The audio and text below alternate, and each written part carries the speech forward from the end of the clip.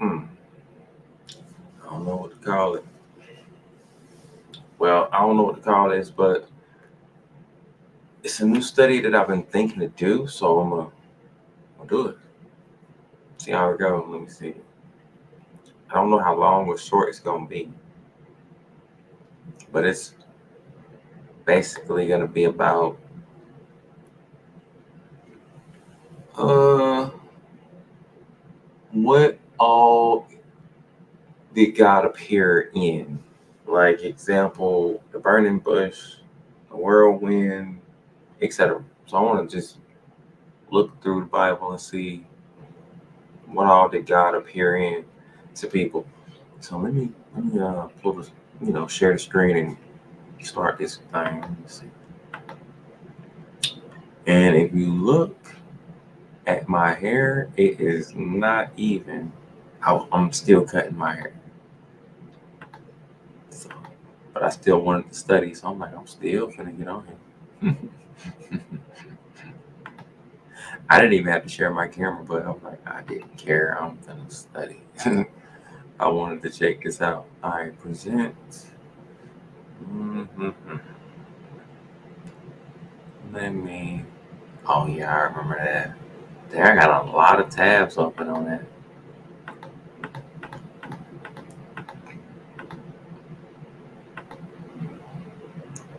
Two. I remember that too.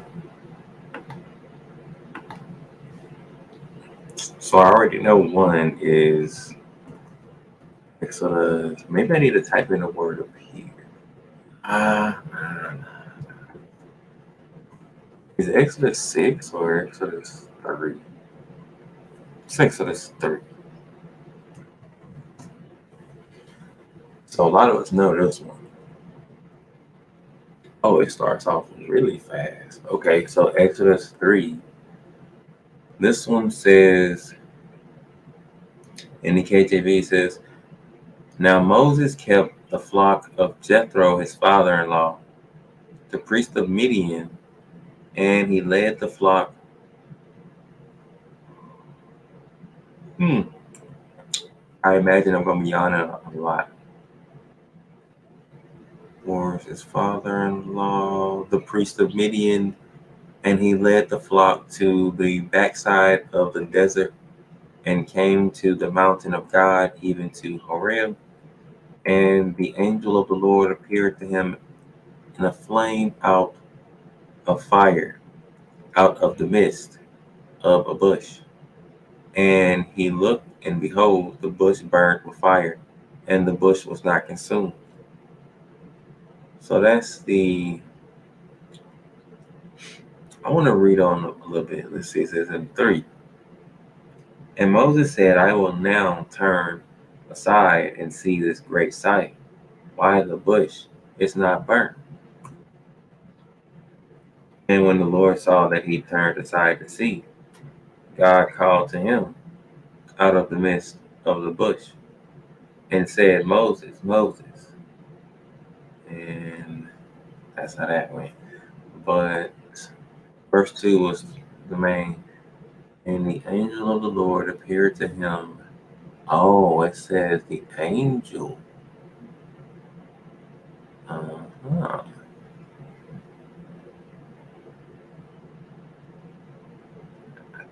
I didn't catch that.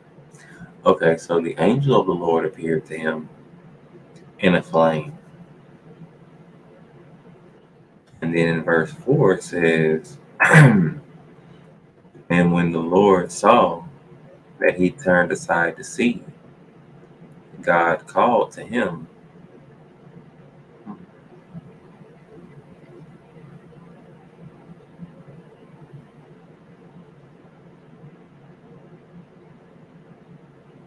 Hmm, interesting. Okay, well, that's one though, but it said appeared. So maybe, I know another one's in Job. I know.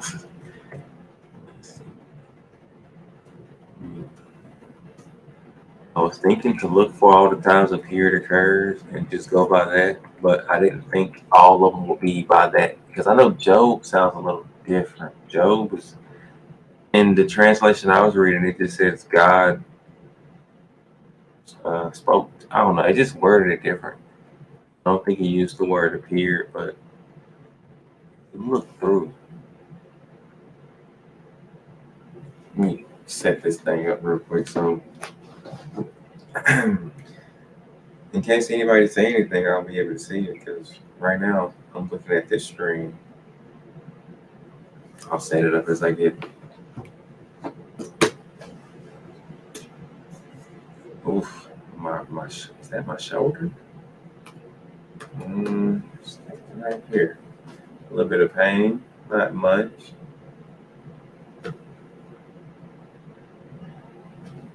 There we go. It's getting ready.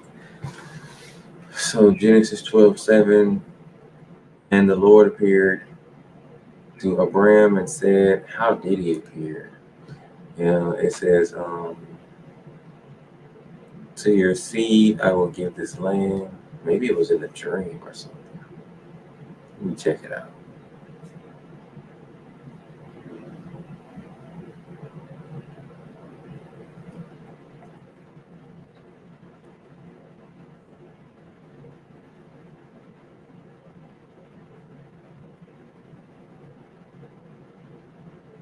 Okay, so the first verse, it doesn't say. It just says, "Now the Lord has said to Abraham, get you out of your country and from your kindred and from your father's house." But it didn't say, like, how he appeared. I don't know if Genesis 11 does before that comes in. Nope, that's just how it starts. Okay, well. So it talks about all that.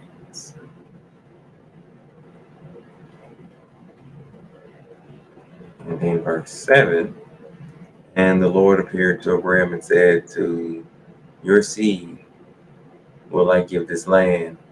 And there builded he an altar to the Lord who appeared to him. Okay. Didn't specifically say how.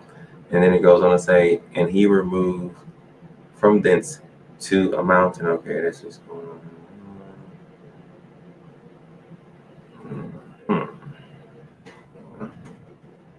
Can't really use that. Genesis 17:1. It might not be descriptive on this one either. I don't know.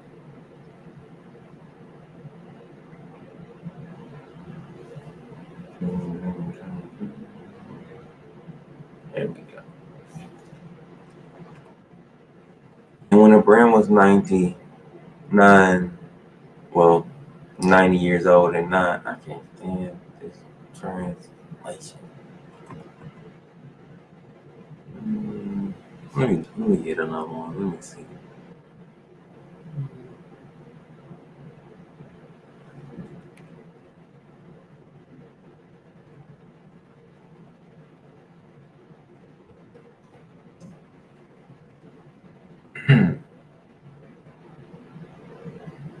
How many times?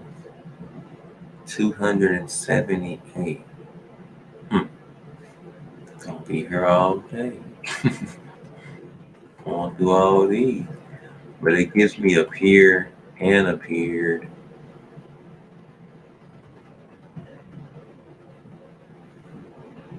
Did I see that? Genesis 12:4. Wait. Nah, this one didn't pop up in the KJV. So this one, it says, so Abraham went as the Lord had told him, and Lot. Oh, verse 7 is the main. Okay. So I'm going to start at verse 7.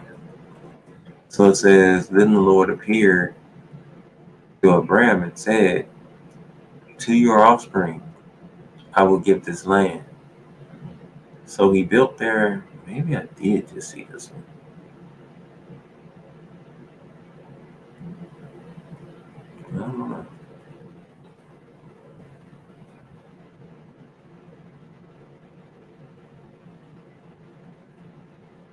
on off, just looking at. So Genesis 17:1 says, when Abram was 99 years old, the Lord appeared to Abram and said to him, I am God Almighty, walk before me and be blameless. And I will make my covenant between me and you, and will make you exceedingly numerous. And then Abram fell on his face, and God said to him, as for me, this is my covenant with you. You shall be an ancestor of a multitude of nations. No longer shall your name be Abram, but your name shall be Abraham. For I have made you the ancestor of a multitude of nations. I will make you exceedingly fruitful, and I will make nations of you, and kings shall come from you. I will establish my covenant between me and you and your offspring after you throughout the generations, for an everlasting covenant to be God to you. Did I say that right? Yeah, to be God to you and to your offspring after you, and I will give to you and to your offspring after you the land where you are now an alien, all the land of Canaan, for perpetual holding, and I will be their God. The Lord appeared to Abraham by the oaks of Mamre as he sat at the entrance of his tent in the heat of the day. He looked up and saw three men standing. So this one I remember too. So it says standing near him. When he saw them, he ran. So this one, maybe I should get this one too. I think I might need to write this. I think I'm too tired to write all these down. I'll just keep going for now. So he appeared in the form of men in that one.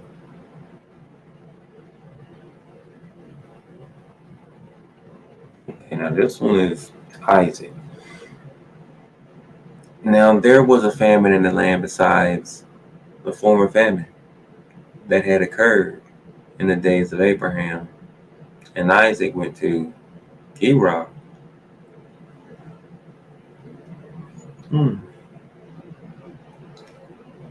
to King Abimelech of the Philistines. And the Lord appeared to Isaac and said, do not go down to Egypt. Settle in the land that I shall show you. Reside in this land as an alien, and I will be with you and will bless you. For to you and to your ancestors I will give all these lands, and I will fulfill the oath that I swore to your father Abraham.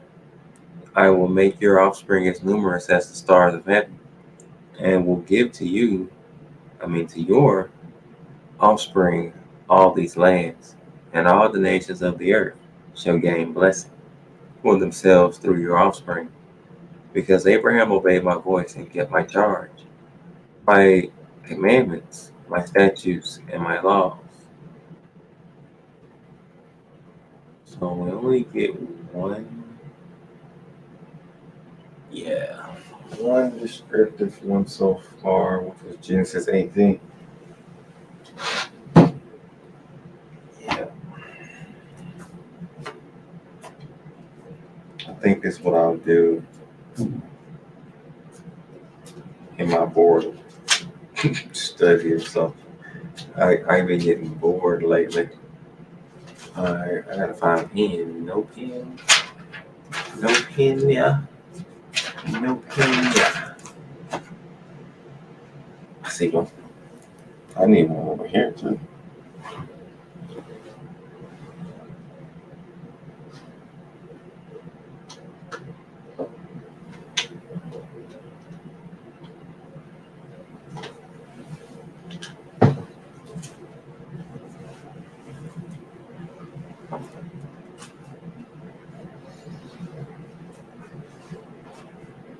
Seven 2.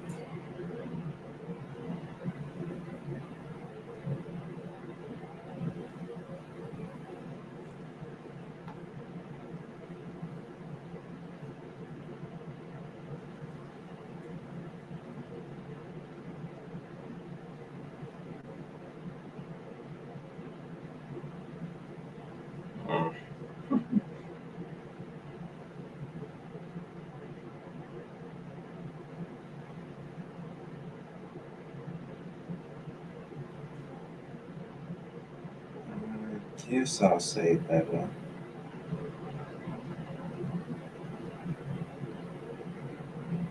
Ooh, I like that time.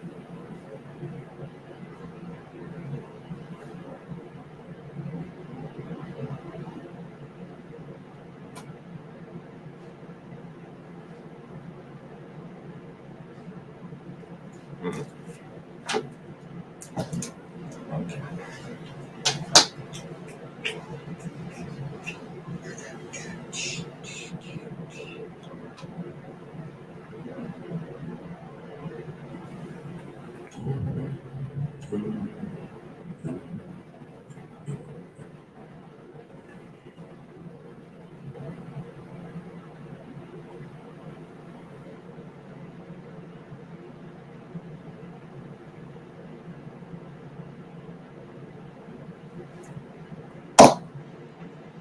Okay, I got it.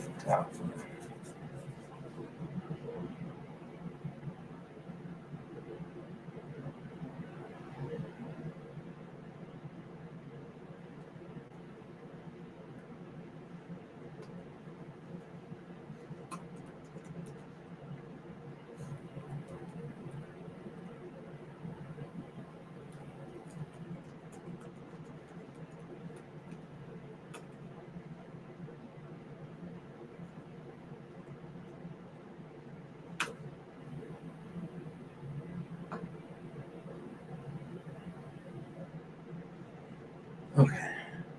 Now, get back to it. I just figured out what I want to call the video for now.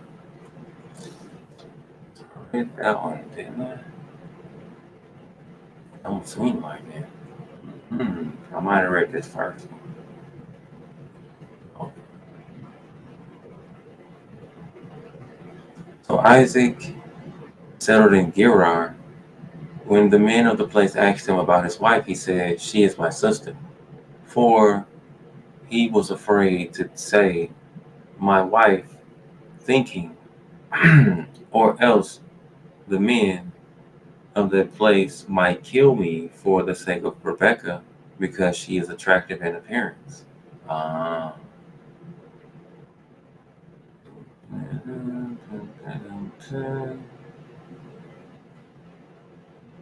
so it goes from Genesis 26:23 to, I mean, 11:23. It says, "From there he went up to Beersheba, and that very night the Lord appeared to him and said, I am the God of your father, Abraham. Do not be afraid, for I am with you and will bless you." Okay.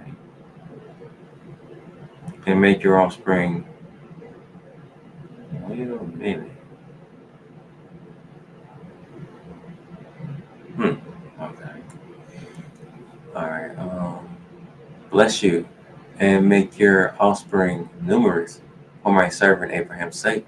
So he built an altar there, called on the name of the Lord, and pitched his tent there. And Isaac's servant dug a well.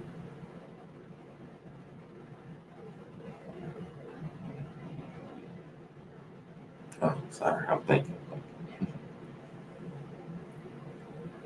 Um, so we got Genesis 35. God said to Jacob, "Arise, go up to Bethel and settle there. Make an altar there to the God who appeared to you when you fled from your brother Esau." Hmm.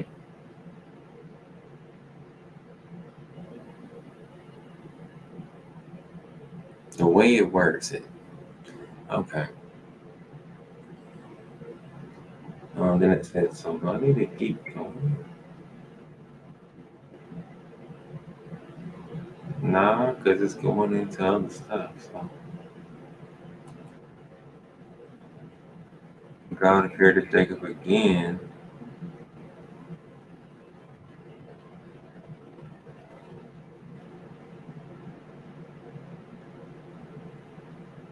Hmm.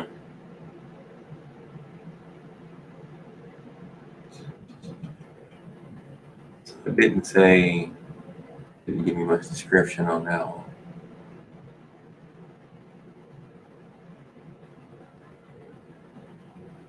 Hmm.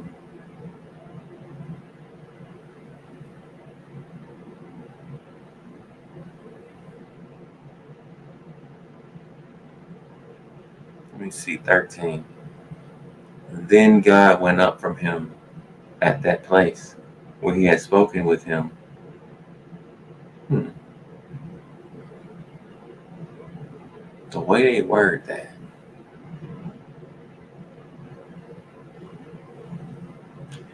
Okay. Well, maybe that was a physical appearance. I don't know.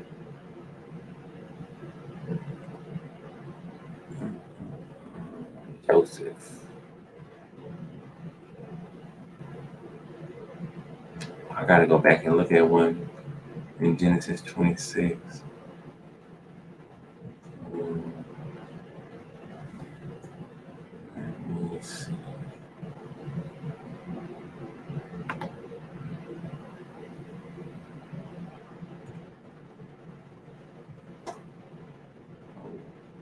What just happened?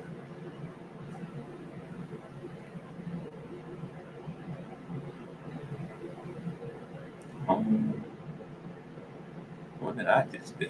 I have no clue.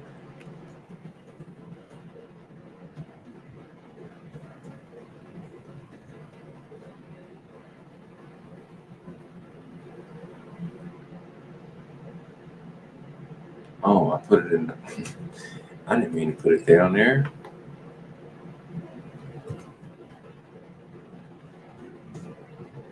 I meant to put it up here. Mm-hmm.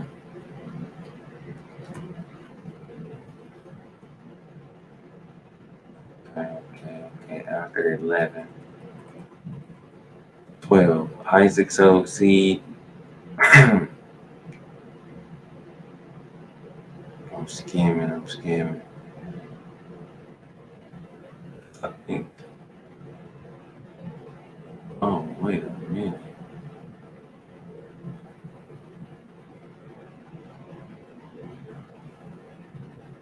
Okay, it ain't what I thought.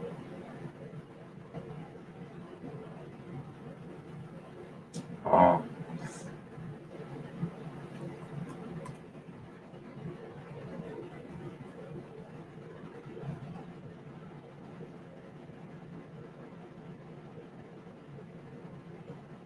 okay, I thought something else. So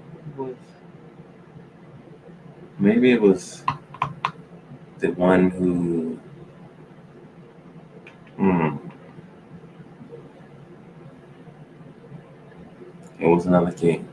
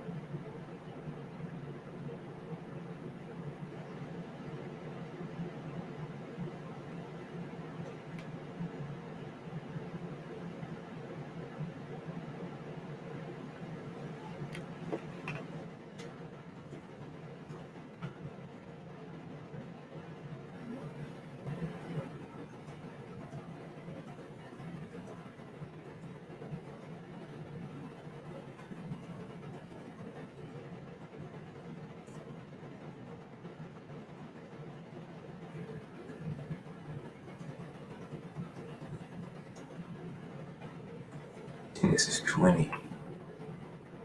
Okay, let me see. Genesis 20.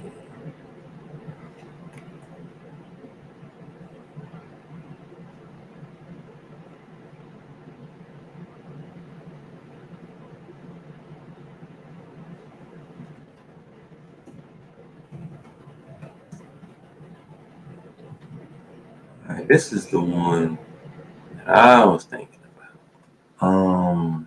So I already see it says something about a dream, but from there Abraham journeyed toward the region of the Negev and settled between Kadesh and Shur. Did I say that right? Shur? Yeah, sure. Or sure. Okay, well, sure. Well, that's a unique way of spelling it. But anyway, then it says, while residing in Gerar as an alien, Abraham said of his wife, "She is my sister." There we go. Come on, man. Stop messing with me. I need you to scroll down and get off of that up there. Oh my gosh, they hit the Hebrew. Come on, focus here. What is it going to take for us to thank you? There we go. She is my sister, and King Abimelech of Gerar sent and took Sarah, but God came to Abimelech in a dream by night and said to him, so that's how they worded it. So God came to Abimelech in a dream by night and said to him, you are about to die because of the woman whom you have taken. For she is married. For she is a married woman. Interesting. Wow. Gotta love it. Okay. Now Abimelech had not approached her, so he said, Lord, will you destroy an innocent people? Did he not himself say to me, she is my sister? And she herself said, he is my brother. I did this in the integrity of my heart and the innocence of my hands. Then God said to him in the dream, yes, I know that you did this in the integrity of your heart. Furthermore, it was I who kept you from sinning against me. You gotta love this story. Okay, then it says, therefore, I did not let you touch her. Now then return the man's wife, for he is a prophet, and he will pray for you, and you shall live. But if you do not restore her, know that you shall surely die, you and all that are yours. Oh, well, that isn't exactly, but that kind of still counts.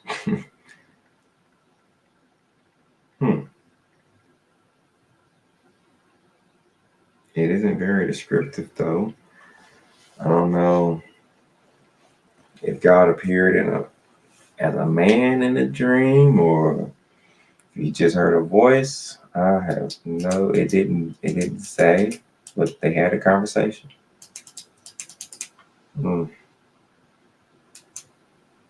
They don't translate it as an appearance, but hey, that's still a good one. What is this? Genesis, what, 20? Yeah. Okay. Genesis 21 through 8. Oh, 7. I don't know. I don't even know what to call this one. I'm going to just say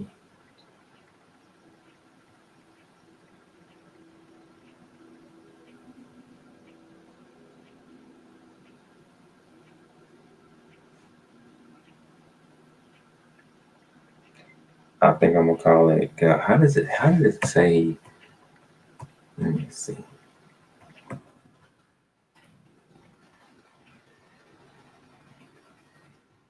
But God came to Abimelech in a dream by night.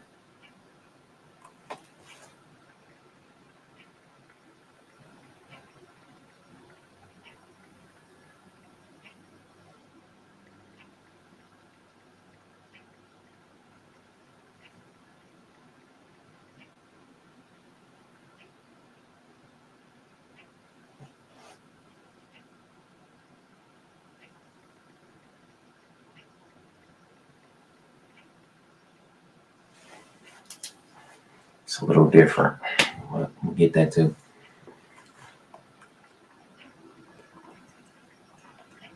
Let me see these.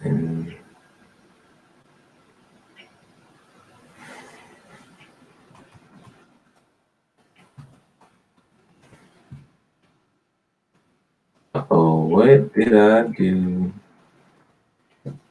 I hit the Genesis 20 going. What the heck going on? Come on, man. Okay, something.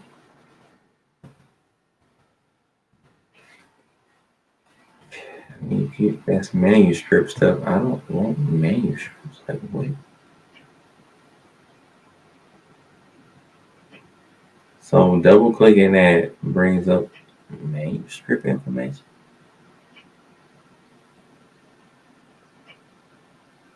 I don't even know. I need to find out more about that. But that's not what I wanted.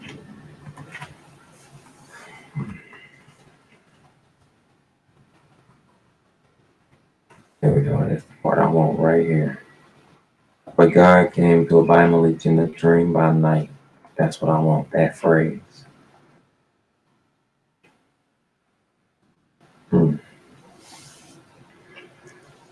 Ooh, Elohim, Yabba, all. Oh, something. So I see that part. So, Layla to ooh, that's what I need. Okay, give me Genesis 20. I think it's Genesis 26, 30, 26, 3.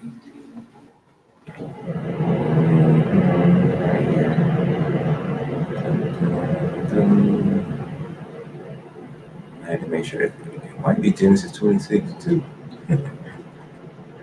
Oh no, for sure. Let me make sure first.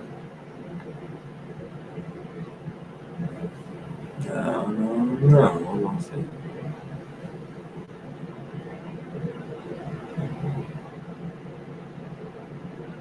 No, it's verse 2. Um, to be in verse 2.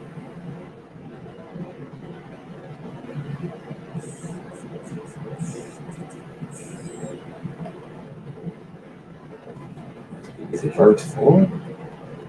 It's sad. I don't know what verse it was.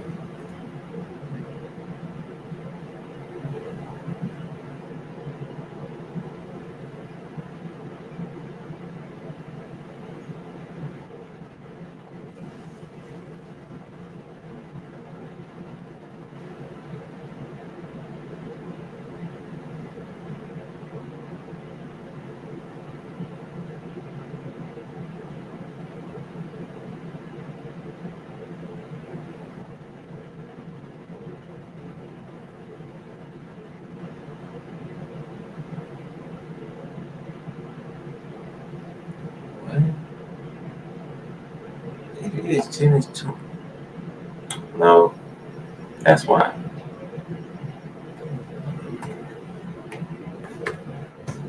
Oh, what? 50. Man, everything going wrong, man. 20. I can't find it. The wrong freaking verse.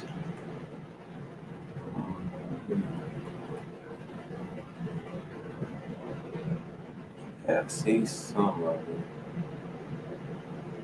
There it is right there.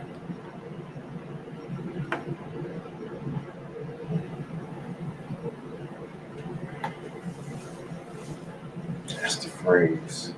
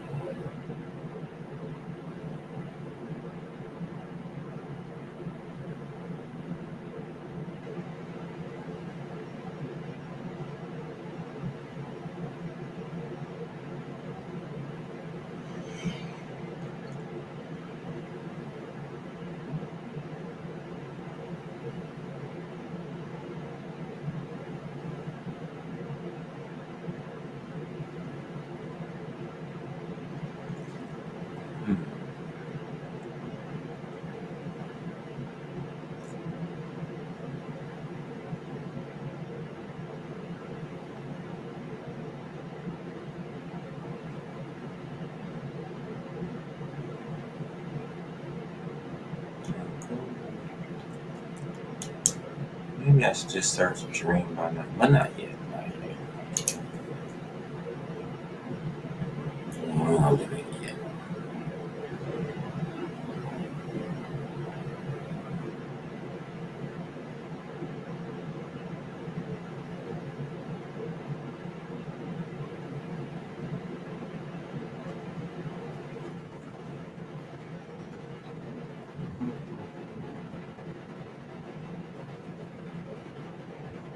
God said to Jacob, arise, go up to Bethel and settle there. That's how it starts. Huh? Make an altar there to the God who appeared to you. Oh yeah, I remember now. God appeared. What is the end? Part 4. God appeared to Jacob again when he came from Padan Aram, and he blessed him. God said to him, your name is Jacob, no longer shall you be called Jacob, but Israel shall be your name. So he was called Israel. God said to him, I am God Almighty. Be fruitful and multiply. A nation and a company of nations shall come from you, and kings shall spring from you. The land that I gave to Abraham and Isaac, I will give to you, and I will give the land to your offspring after you. Then God went up. Ah, yeah, I remember reading that. Okay. Okay. This is where I left off. Okay, so then it says, after this, Joseph was old. Your father is ill. Okay. So he took with him 2 stones, Manasseh and Ephraim. When Jacob was told, your son Joseph has come to you, he summoned his strength and sat up in bed. And Jacob said to Joseph, God Almighty appeared to me at Luz in the land of Canaan, and he blessed me and said to me, I am going to make you fruitful and increase your numbers. I will make of you a company of peoples and will give this land. So this is a recount. Sounds like. Mm-hmm. Exodus 3.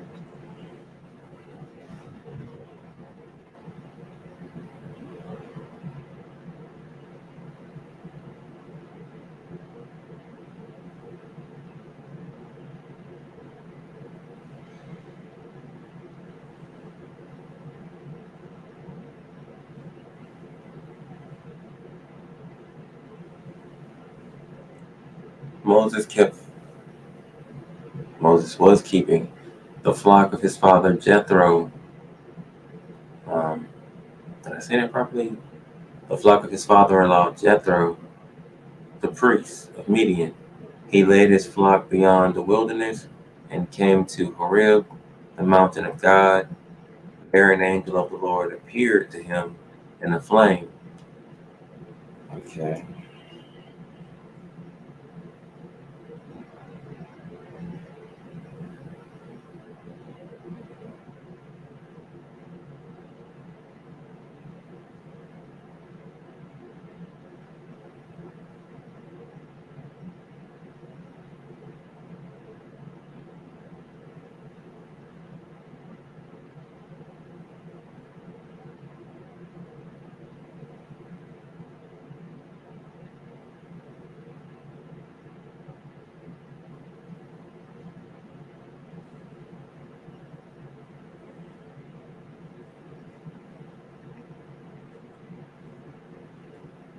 Hmm.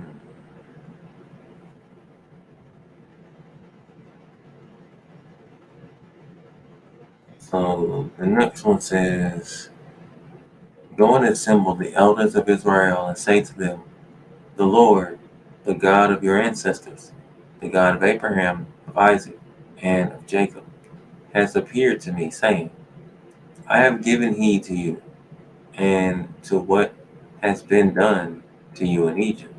I declare that I will bring you up out of the misery of Egypt to the land of Canaan, well, the Canaanites, the Hittites, the Amorites, the Perizzites, the Hivites, and the Jebusites, a land flowing with milk and honey.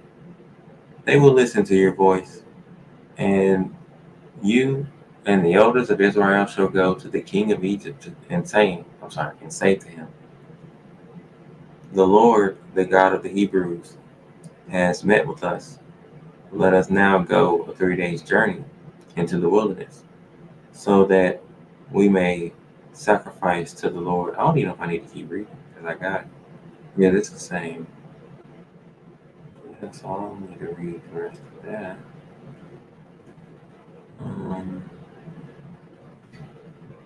The next one says,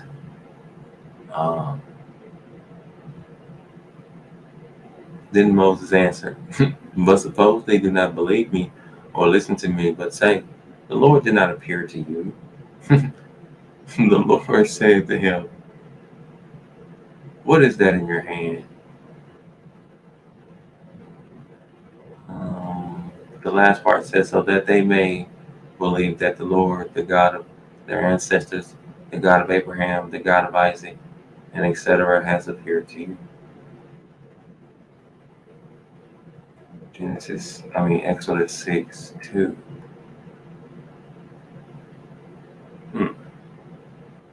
Wait, so this was Exodus 3? Yeah, Exodus 3. So this one says, God also spoke to Moses and said, I am the Lord. I wonder what verse 1 says. Can I just click this? Yeah. Verse 1 says, then the Lord said to Moses, now you shall see what I will do to Pharaoh.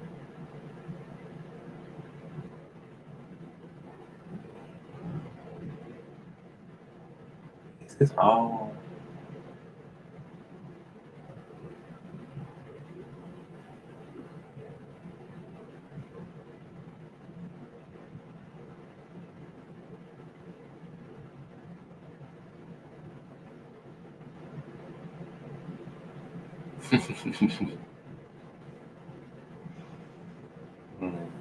That's funny.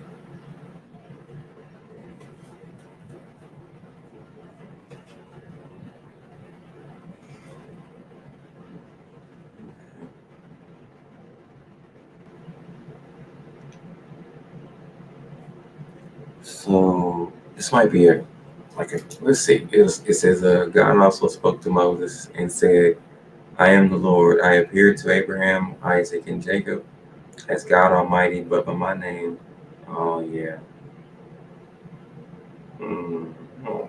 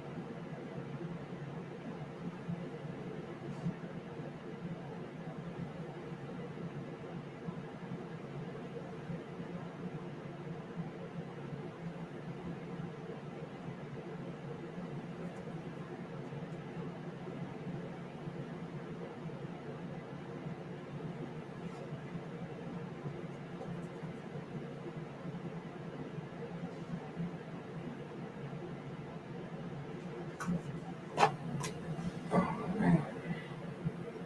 I'm thirsty. I'll be back.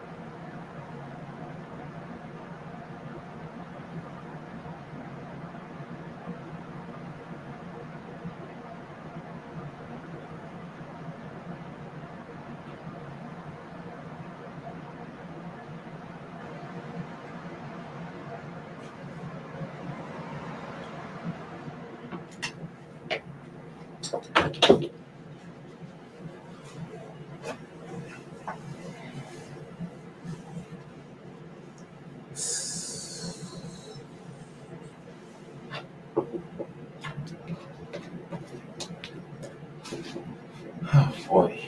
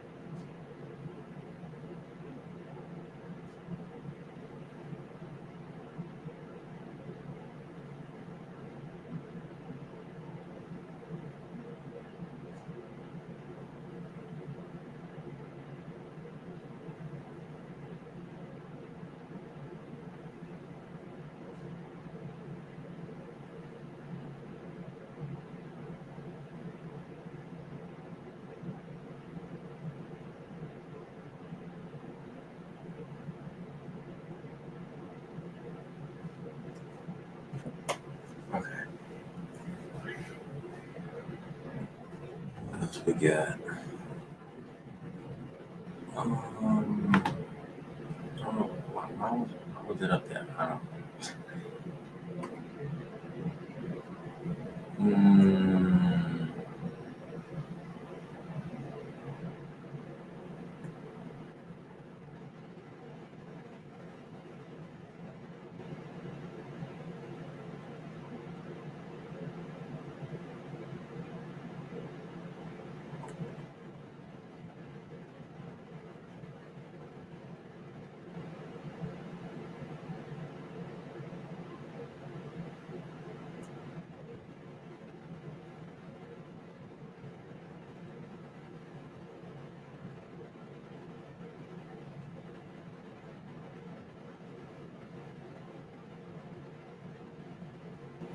The cloud. Yep. That shit. Is it coming? Yeah, it's coming. It's coming. So this one says, Then the Lord said to Moses, Rise early in the morning and present yourself before Pharaoh as he goes out to the water, and say to him, Oh, that's the word appear. Okay. To appear. There it is. That's what I just said.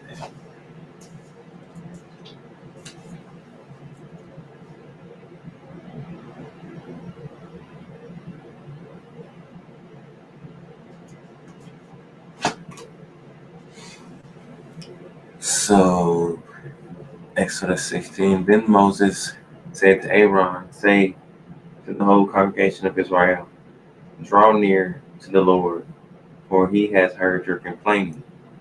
Excuse me. And as Aaron spoke to the whole congregation of the Israelites, they looked toward the wilderness, and the glory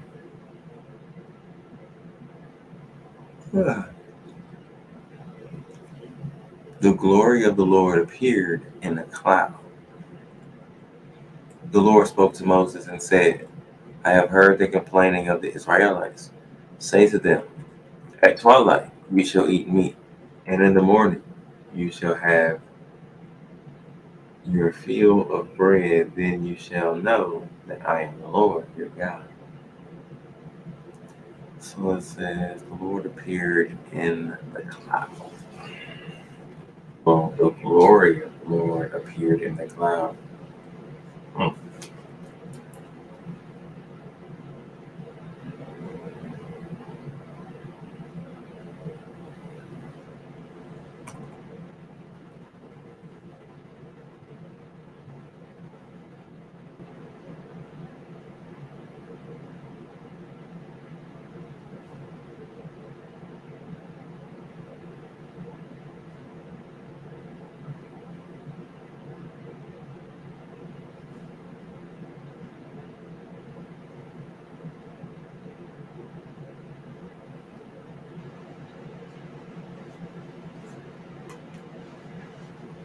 Getting hungry right now.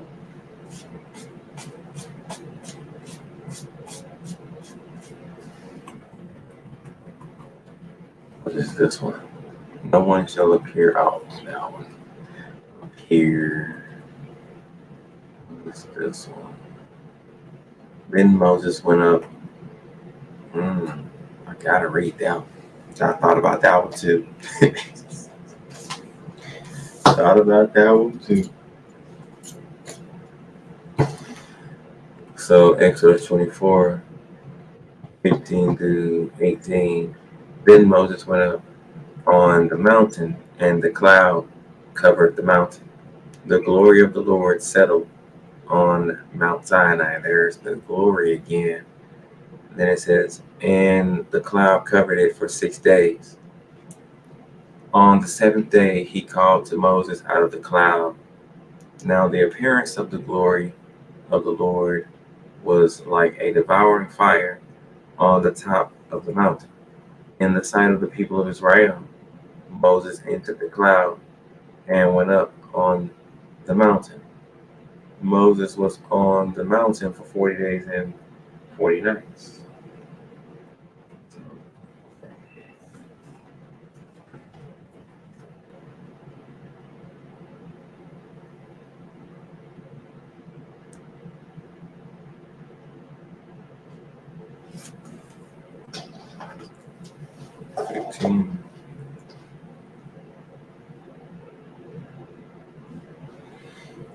The glory of the Lord settled on Mount Sinai.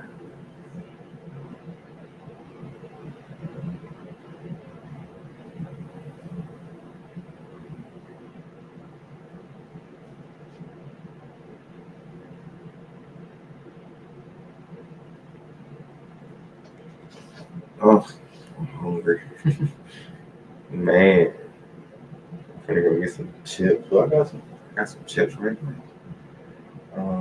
Let's see, the glory of the Lord settled on Mount.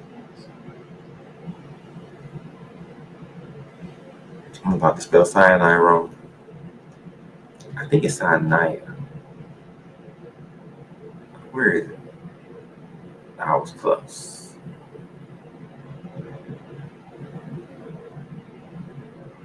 What else to say? And the cloud covered. Oh, I don't need that one. Okay, I just need that part.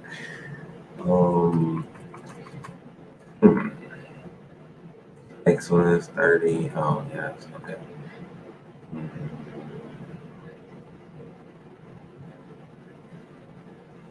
Leviticus. Wait, ain't it another one in Exodus? Yeah. Or is that all connected? Maybe. Maybe. Let me see.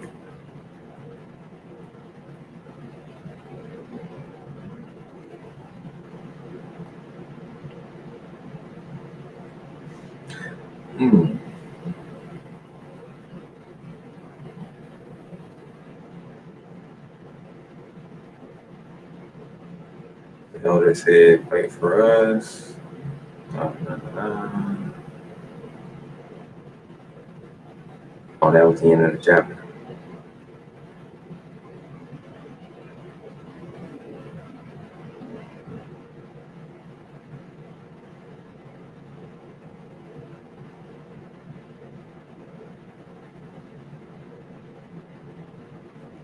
Before that.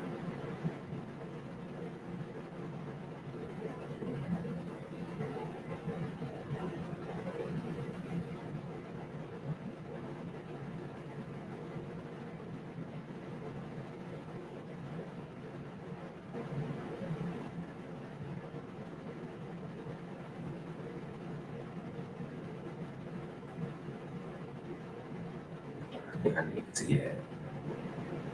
Yeah, I need to see this. Yeah.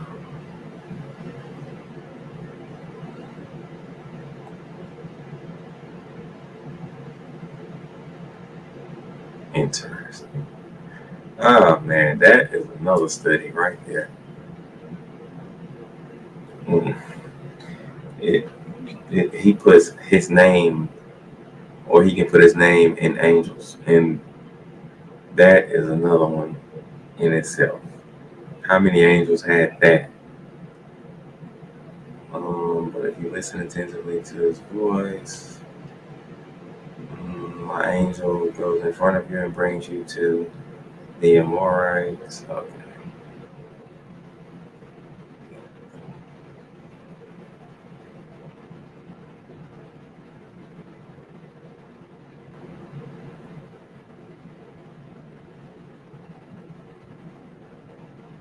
Hmm.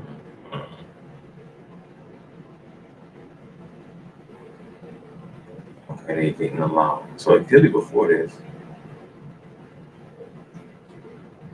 They getting along.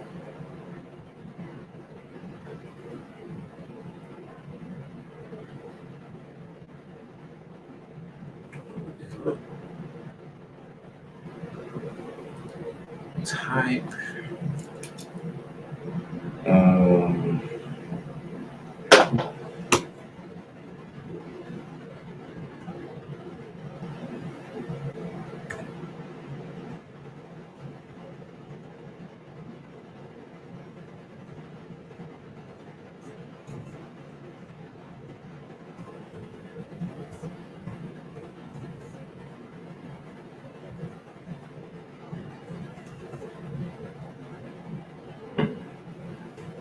say verse.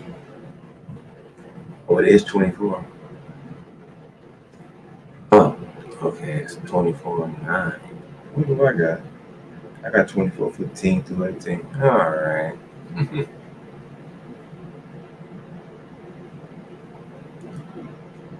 24. 9 is it? Yeah, 9 is it. Right here. 9 through what? I don't know.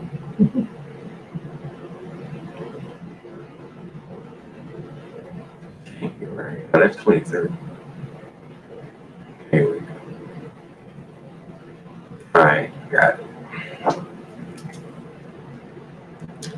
So then Moses and Aaron, Nadab, and Abihu, and 70 of the elders of Israel went up, and they saw the God of Israel. Under his feet there was something, yeah, I definitely want that. Hmm. So you might as well get 9 through 18. Yeah. That's all of it. Just gonna get 9 through 18. Perfect. So we can get that description.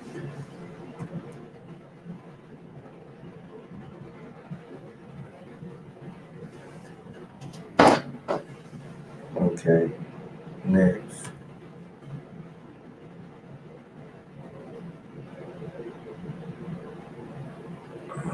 Now.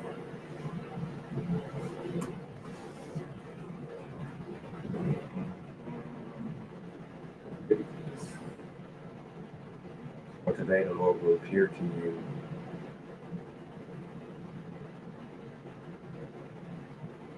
There it is again, the glory. And verse 6. And Moses said, this, let me scroll down. Okay. Um,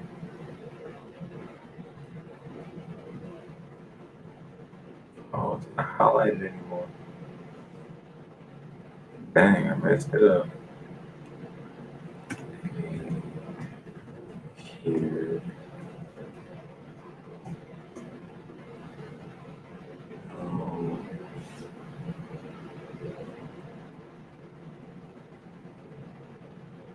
here we go, right here.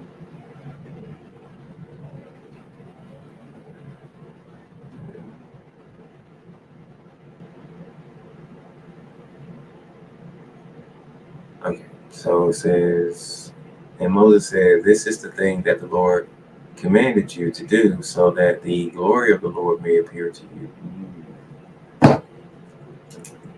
Sounds different. It just sounds different. So this is Leviticus 9. I really need the first part too.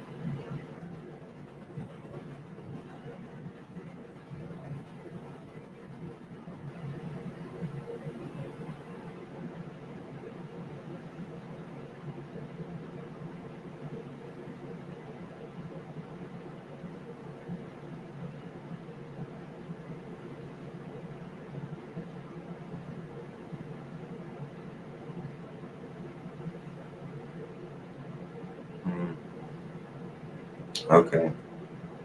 I read what you said. In order to make the glory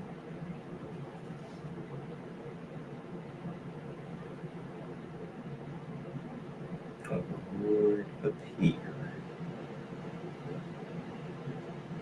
Interesting. I don't know if it's that, but I do know it sounds interesting. And it sounds separate from God's. That's the way that it makes it sound in this one right here. But I wonder if in every case, glory in Hebrew right here is the same word. Abundance, honor. That's just some of the stuff it can mean. 35:19. Sleepy. Keep that there. Keep that. What I want to do. Not that way. Oh my goodness. 0, 3, 5, 1, 9. 1. Oh gosh, I put 1. This is a bad one right here. Really? That's the word? It can't be right.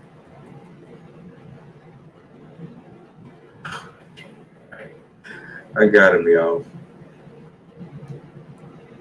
3519. What did I say?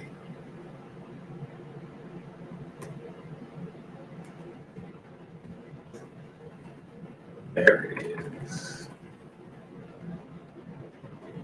Same thing. Splendor.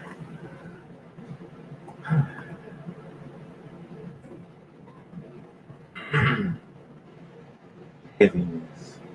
Okay. Glory. Glory of men. Majesty.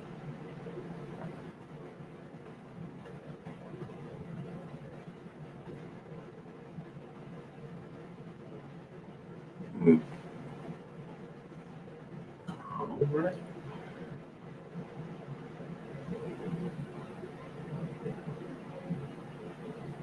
I'm going back. I was just curious. So this one says the phrase that the glory of the Lord may appear. Okay. And that word appear. I ain't even going to. I'm not going to.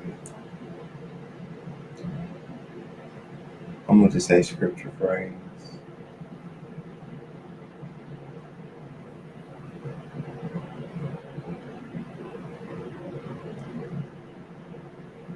So that's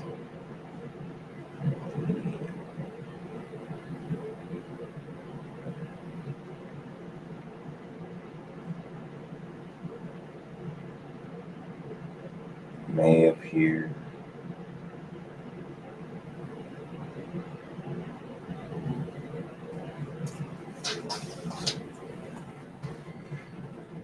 So Moses and Aaron entered the tent of meeting and then came out and blessed the people, and the glory of the Lord appeared to all the people. Mhm.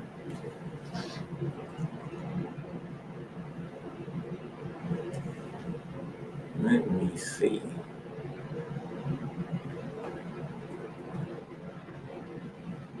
Mhm. Okay, we had to do the offerings.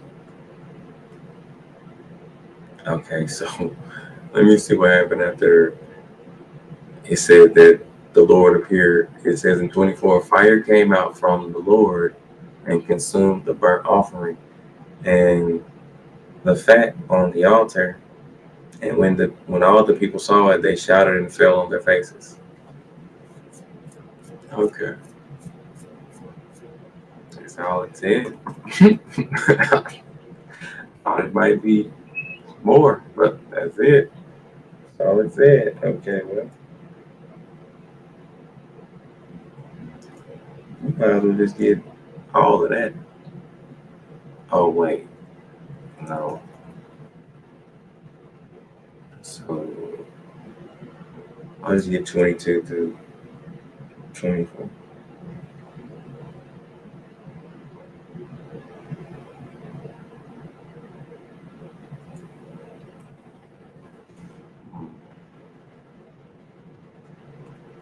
Dang, I didn't mean to do that. 13. Not what I'm looking for.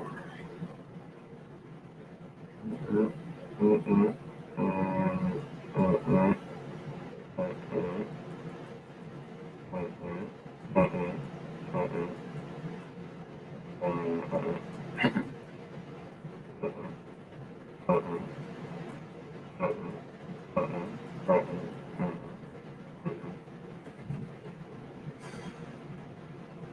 well, I appear in the cloud. All right, there we go.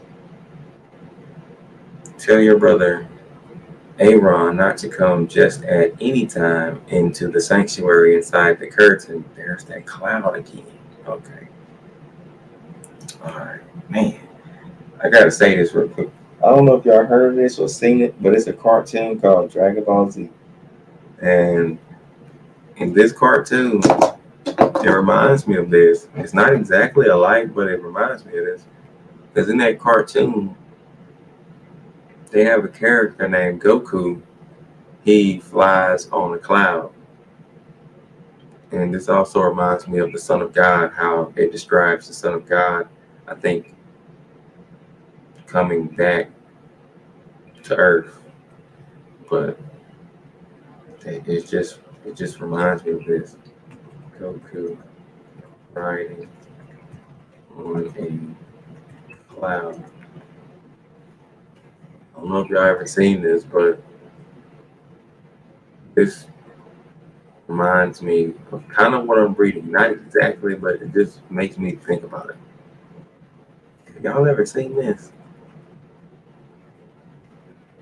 And I remember it was one of the movies that came out about Dragon Ball Z. And in the movie, I think they called Goku a god. And that's kind of when I stopped messing with Dragon Ball Z a little. I'm like, okay, I could be wrong, I could be tripping, but I think that's what I heard. I'm like, oh, man. So it's just stuff like that I be thinking about. Um, Gordon says, yeah, I think they called the cloud members. Yeah, but it's just really, really, it's just close to scriptures, like the Dragon Ball Z thing. Um, Jesus, I don't think it says Jesus riding on a cloud, but I think it says it's gonna come back in the cloud. Oh, this might be it. Jesus is coming with the clouds, and everyone will see him. That's probably what I was thinking about. This kind of reminds me of Dragon Ball Z. Just mm. Anyway, where we at? Was I supposed to be looking for something? Oh no. Oh no, it was this cloud thing that keep reminding. Okay, gotcha. All right, Leviticus 16. Hit the whole thing. 16:1. You want to look at, oh, it starts really, really early. Okay, so 16:1. The Lord spoke to Moses. Oh, I might as well catch up with you before I read this. Hold on. Gordon says, yeah, I think they modeled his character after Yeshua. He is the savior that is from out of this world. Same as Superman. Yeah. Yep. Yeah, I can. Yeah, I can see it. I can see it. But when I was ignorant of the Bible, I didn't know that. So when I got serious with the Bible, and then I looked at Dragon Ball Z differently up there, I'm like, wait. Anyway, it says in verse 1, then, the Lord spoke to Moses after the death of the two sons of Aaron when they drew near before the Lord and died. The Lord said to Moses, tell your brother Aaron not to just come. Not to come just at any time into the sanctuary inside the curtain before the mercy seat that is on the ark, or he will die. For I appear in the cloud. Okay. For I appear in the cloud on the mercy seat. Thus shall Aaron come into my holy place, into the holy place, with a young bull for a sin offering and a ram for a burnt offering. Excuse me. He shall put on the holy linen tunic, excuse me, and shall have the linen undergarments next to his body, fasten the linen sash, and wear the linen turban. These are the holy vestments. He shall bathe his body in water, and then put them on. He shall take from the congregation of the people of Israel 2 male goats for a sin offering, and 1 ram for a burnt offering. Aaron shall offer the bull as a sin offering for himself, and shall make atonement for himself and for the house of Israel. I'm sorry. It didn't say for the house of Israel, but it just said and for his house. I'm so used to it saying that. But he shall take the 2, I don't even know if I need to read the rest. I'm going to keep going though. He shall take the 2 goats and set them before the Lord at the entrance of the tent of meeting, and Aaron shall cast lots on the 2 goats, 1 lot for the Lord, and the other lot for Azazel. Aaron shall present the goat on which the lot fell for the Lord, and offer it as a sin offering. But the goat on which the lot fell for Azazel shall be presented alive before the Lord to make atonement over it, that it may be sent away into the wilderness to Azazel. Aaron shall present the bull as a sin offering for himself, and shall make atonement for himself and for his house.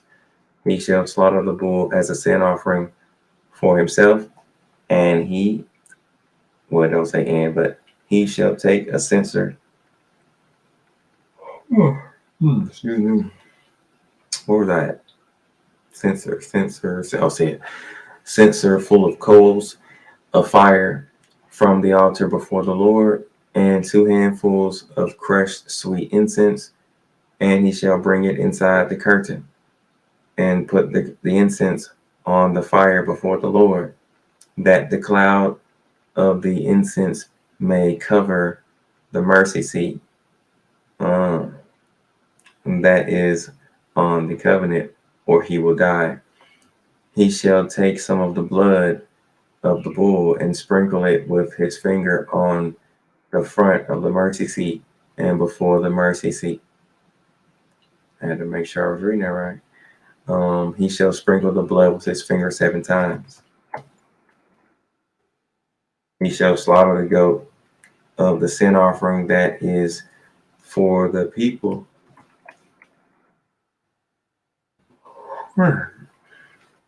and bring its blood inside the curtain, and do with its blood as he did with the blood of the bull, sprinkling it on the mercy seat and before the mercy seat.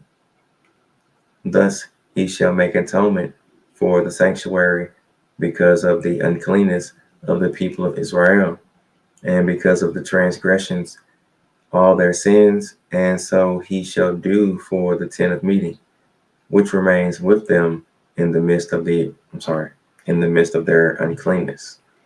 No one shall be in the tent of meeting from the time he enters to make atonement in the sanctuary until he comes out and has made atonement for himself and for his house and for all the assembly of Israel.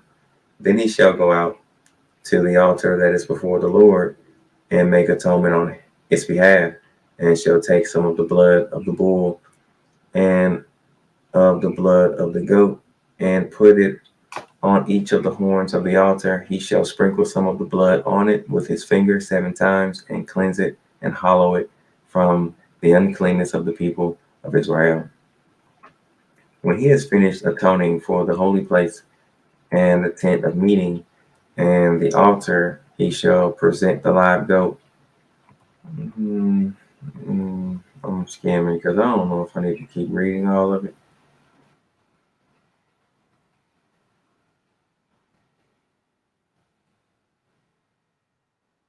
I was right there. Hold on, let me see. Okay, so I definitely need this stuff.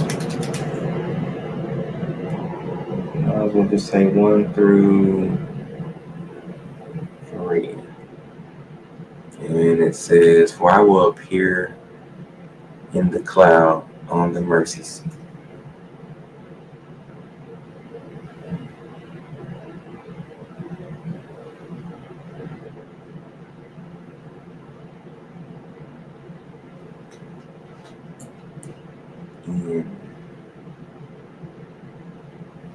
I need to look at these Hebrew phrases.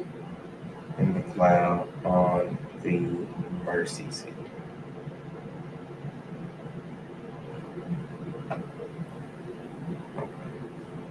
I want to see that. That's verse what? 2?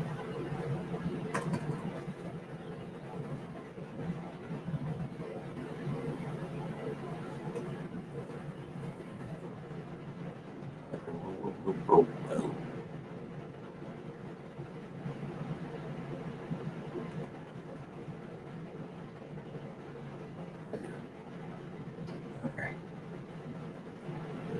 K Ara.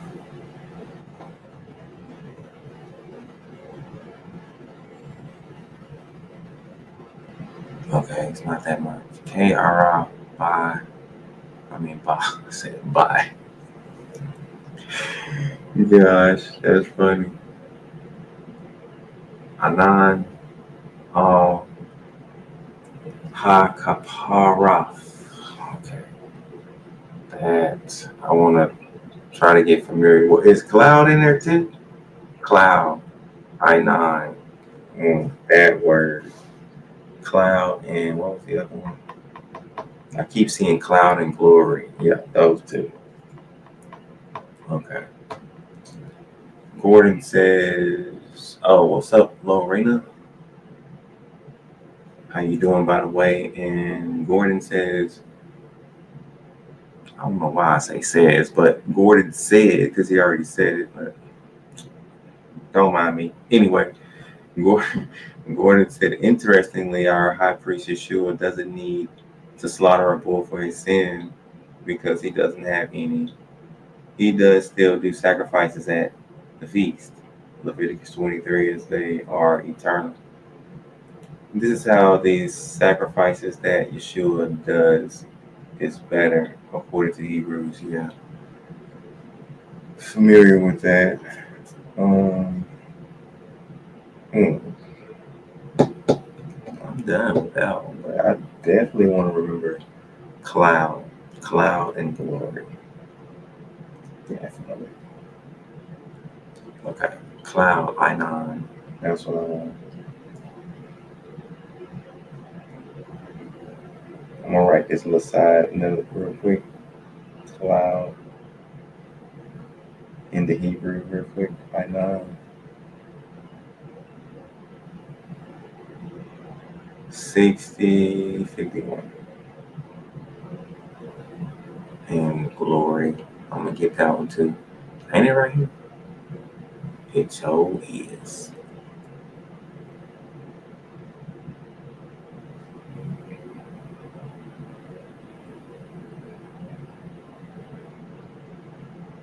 What is it? Because I don't know what the word is. Kaibud. Okay, gotcha.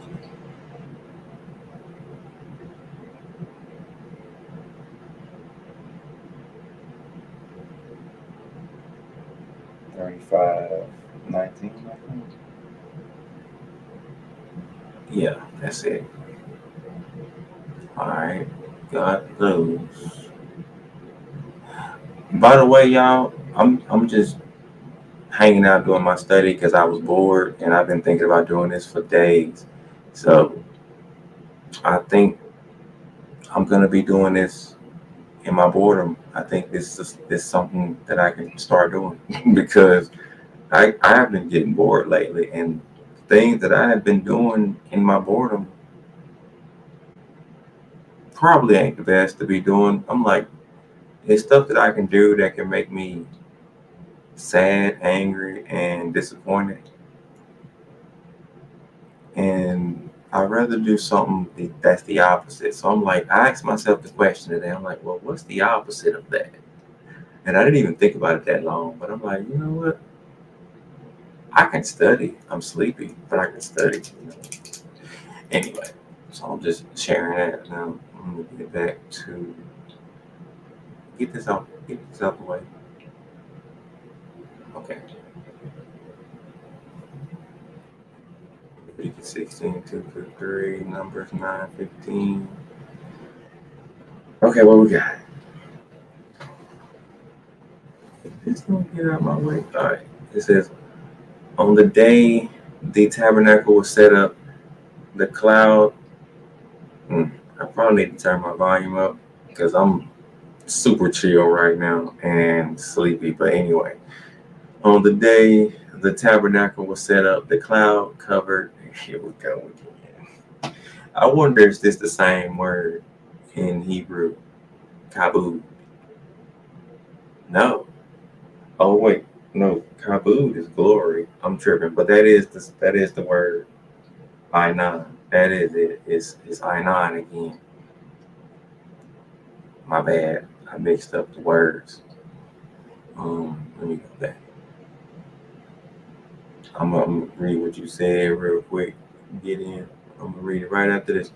So it says, on the day the tabernacle was set up, the cloud covered the tabernacle, the tent of the covenant, and from evening until morning it was over the.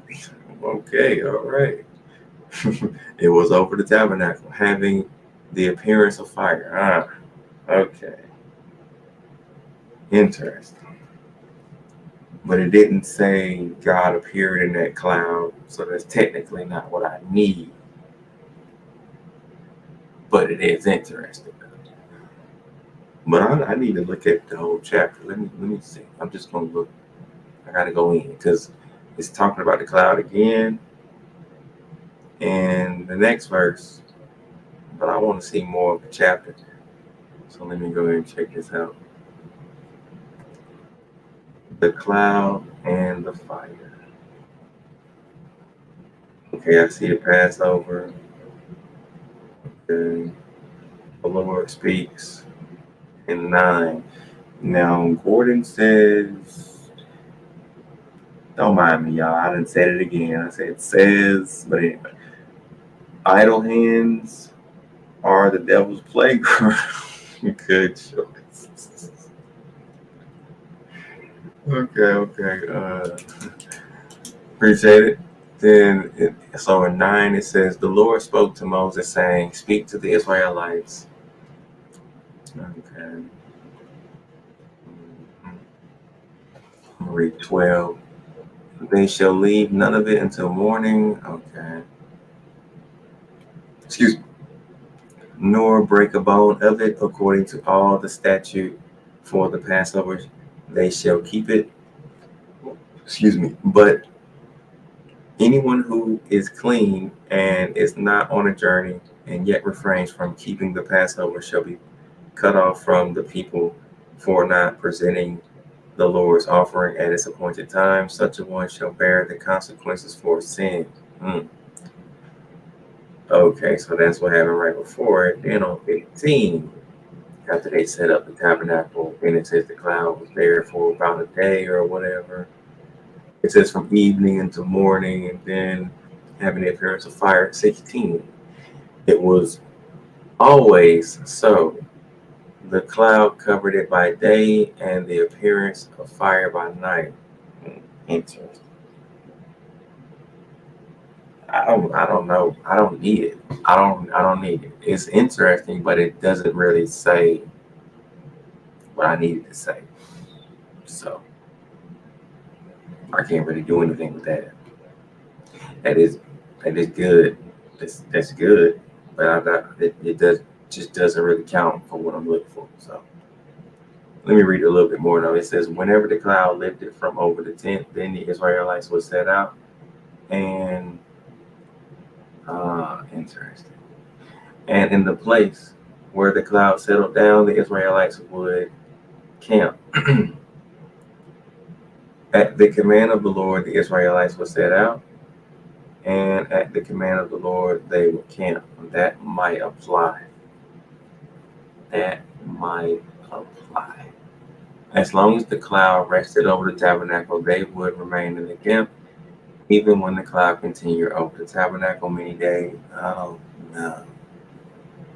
That might count, but I don't know. I don't think I need it, but it might count. Maybe I can write these down and just say maybe. Phone finna start ringing. I'm gonna mute this because it's just gonna get on my nerves.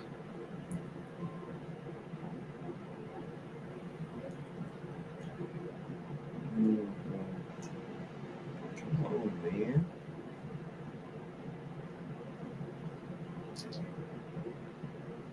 Mute and mute. All right. Gordon said, would you be interested in doing a study with a brother in South Africa? I am working while I listen to you right now, but I think it would be cool to do it at another time. When? You let me know when.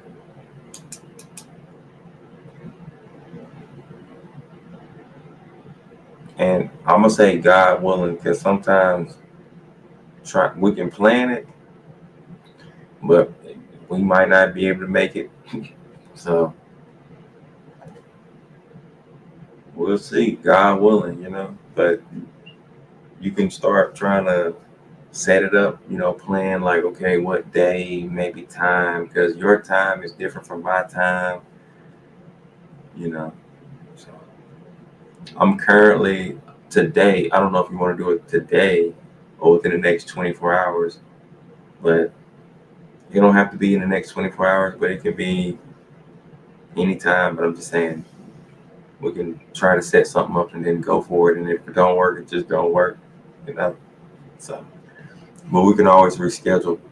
It's me and a couple of people. We still trying to do some stuff, but we haven't been able to do anything for weeks. We keep having to reschedule. But whenever it get done. We put it all in God's hands, though. I know I definitely do. I believe they do too, because we know it ain't in our control. So, what do I need to read? I'm gonna read a little bit more. I'm gonna read from 18. At the command of the Lord, the Israelites would set out, and at the command of the Lord, they would camp. As long as the cloud rested over the tabernacle, they would remain, even When the cloud continued over the tabernacle many days, the Israelites would keep the charge of the Lord and would not set out. I think that does count. I don't know how many verses I would need to get though. Probably a whole chapter, I guess. Pretty much a whole chapter looks like. We'll just say Leviticus what. Oh, that ain't even Leviticus. This is Exodus. Oh gosh, that's funny. Wait, that did I say this is Exodus? No, this is Numbers. I'm gonna just say number 9, whole chapter.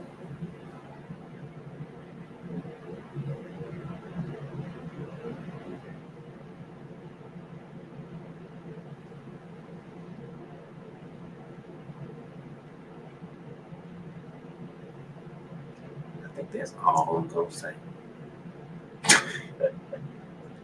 That's it. All right, let me go here.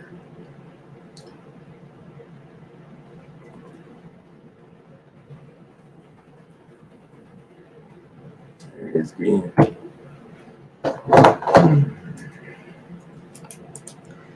You say, okay, cool.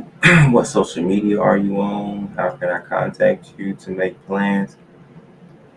I'm on a lot of stuff, but I'm starting not to want to be on Facebook. But so far, I'm still on Facebook. I'm on here. But if you want to contact me by email, I can send you my email in the chat right now, and you can either copy, paste it, write it down, whatever. Or you can always come to my YouTube channel and comment in any of my videos or however, But I'll just put my email. Maybe that'll be easier for you. I check my email frequently, but there's a lot of crap in my email, so I might miss it. But and it might go to my spam too. But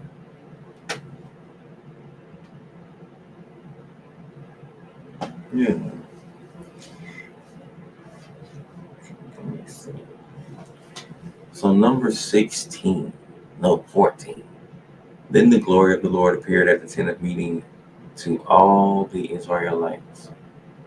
And the same wording occurred. That's literally the same. No, it's not. It's real close though.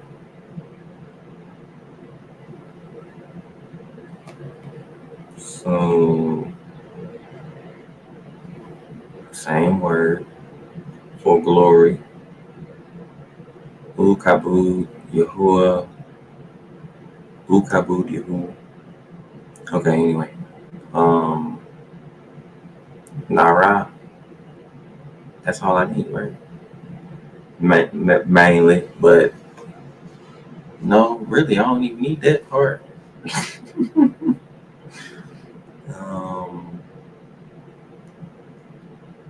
The glory of the Lord appeared. Nah, I just really need that. That's it. That's all I need, really.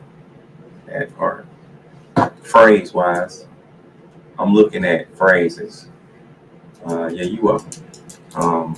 Because I like to see how similar Hebrew phrases are and look forward by that. So, hey, this one says almost the same thing. That's the same word. It's just Hebrew grammar changes it. So this, ooh, it is really close. Yeah, it is. It's basically the same. Let me see. Kabu, Yahuwah, Nara. Nara. Okay, this one says Kabu, Yahuwah, Yara. It just don't have the N in front of the, well, it's a little different. But that's Hebrew grammar, but that's the same word. Okay, so it's basically it's basically the same. Slightly different. I don't need, do I need to write that down? Do I need it? No, I ain't gonna write all that. But I do need to look at this. Hold on, wait a minute. Okay. So we got the cloud again. No, the glory. So what happens in here? It's a note next to this. Oh, that's another one. That's something else. 10. But the whole they threatened to stone Moses. That's what happened. Ah, I remember this. But the whole congregation threatened to stone them. Oh, they threatened to stone Aaron too, I guess. Because it ain't them. I'm just assuming. I know Moses is involved though, but then it says, then the glory of the Lord appeared at the tent of meeting to all the Israelites, and the Lord said to Moses, how long will this people despise me? And how long will they refuse to believe in me? In spite of all the signs that I have done among them, I will strike them with pestilence and disinherit them, and I will make of you a greater and mightier. I didn't say nation. That's what I was looking for. I'm sorry. And I will make of you a nation greater and mightier than that. I remember that. Okay, go back. So here, so it said, oh, I hit the wrong thing. My bad.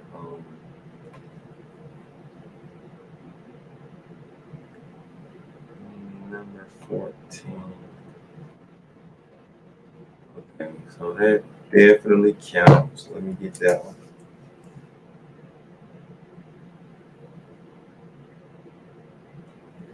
16.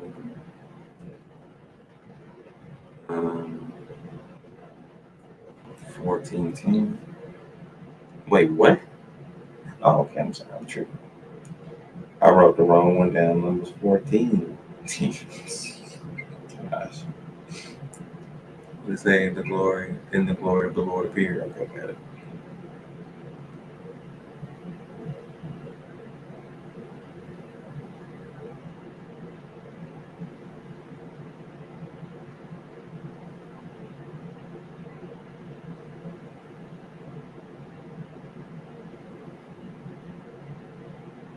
Okay, it's kind of funny in my mind, but like, just imagine the argument going on, right?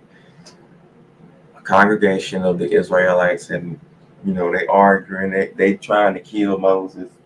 Well, they threatening to kill him. I gotta get something to drink. Hold on, I'll be right back.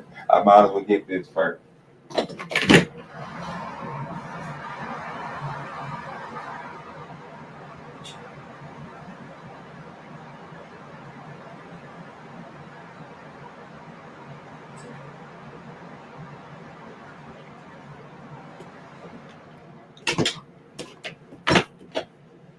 Okay, yeah, we're good on that. Okay, so yeah, they threatened to kill Moses and possibly Aaron. I haven't read the whole context of nothing, so from my memory, that's what I think. It's my theory. But anyway, I know Moses is involved. And then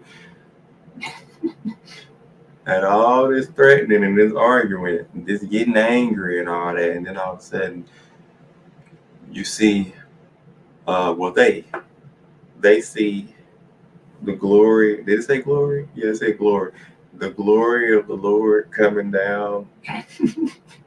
Maybe it didn't describe it as coming down, but it just says appear. So just imagine it manifesting then. Since going by that description, it don't even say it came down. It just says it appears. So it just appears from invisibility. So it just manifested. Boom. At the tent of meeting. Like it just shows up. Oh, there it is. And everybody just gets scared. Like, oh man. They probably like, we done messed up now. What we done did now. It don't say that, but I'm just saying they probably was like, oh man. I don't know. Just saying. Some of them Israelites was probably like, see, look what y'all did. See, y'all done made them show up. Y'all see, look, we finna get it now. See, I told you. I'm just saying. Some of them probably was like, see, y'all should have did that. Y'all should, I don't know. Probably. I don't know. Just saying. Because the way it went, I just thought about that. But anyway, Gordon says you should probably delete your email in the man. I don't care. I got a lot of emails. So if I really want to, I can give you a completely new email that nobody messages me from. I got a lot of emails. I got emails from way back that I don't even use no more. So if I really want to be secretive and make it easy, I can just use one of those. And I've been thinking about that for like personal conversations, for contacts and stuff like this, so it don't get, you know, and all that crap. But I think I do an okay job at monitoring what's coming in and going up. So it ain't like that bad, but maybe in the future I'll do it that way. Um, Number 16, 19 probably is just similar to what's going on in numbers 14. So I don't even know if I need to really read the whole context, but let's see what's going on. So number 16, we'll just start about 15. Okay, Moses was angry. What is he angry about? Moses was very angry and said to the Lord, "Pay no attention to their offering.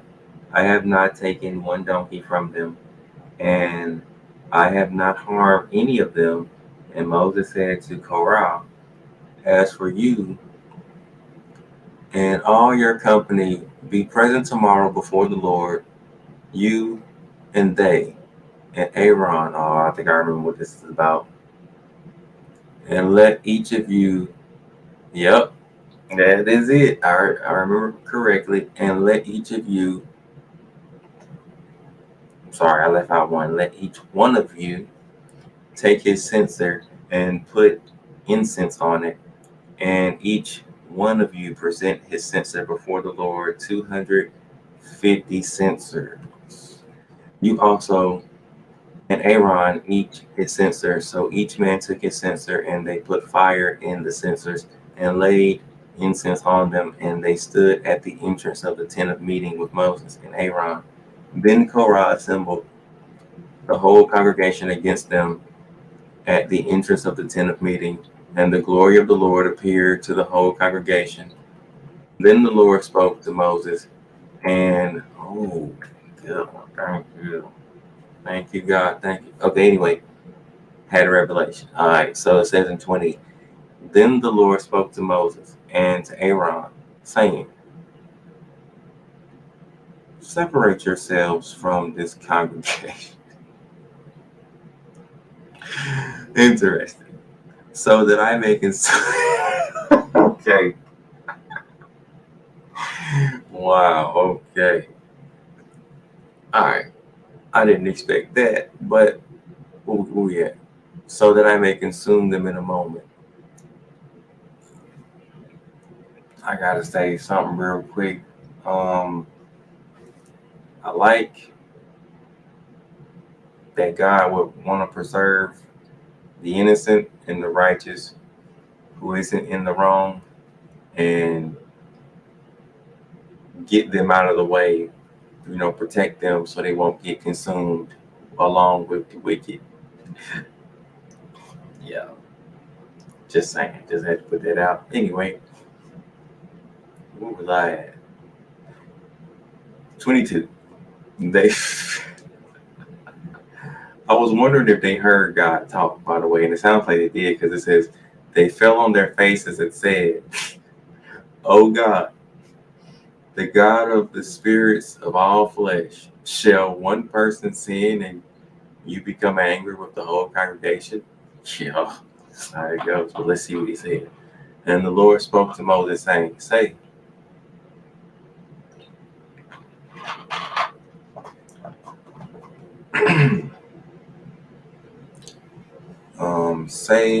what was I? Say. I see it. 24. Say to the congregation, get away from the dwellings of Korah, Dathan, and Abiram." So Moses got up and went to Dathan and Abiram, the elders of Israel followed him. At this point, I don't even need to read the rest, but I am. Let's see. I'm gonna start at 25 again. So Moses got up and went to Dathan and Abiram. The elders of Israel followed him. He said to the congregation, "Turn away from the tents of these wicked men and touch nothing of theirs, or you will be swept away for all their sins." So they got away from the dwellings of Korah, Dathan, and Abiram, and Dathan and Abiram came out and stood at the entrance of the tents of their tents, together with their wives, their children, and their little ones. And Moses said, "This is how you shall know that the Lord has sent me to do all these works. It has not been of my own accord.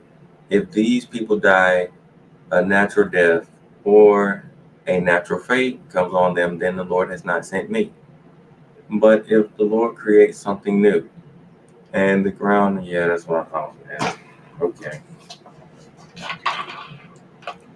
I ain't gonna read that part.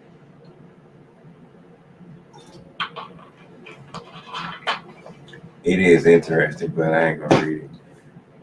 I don't need to read it. I was just reading the rest to see what else was, but that's good enough. What number? This is number 16. Number 16.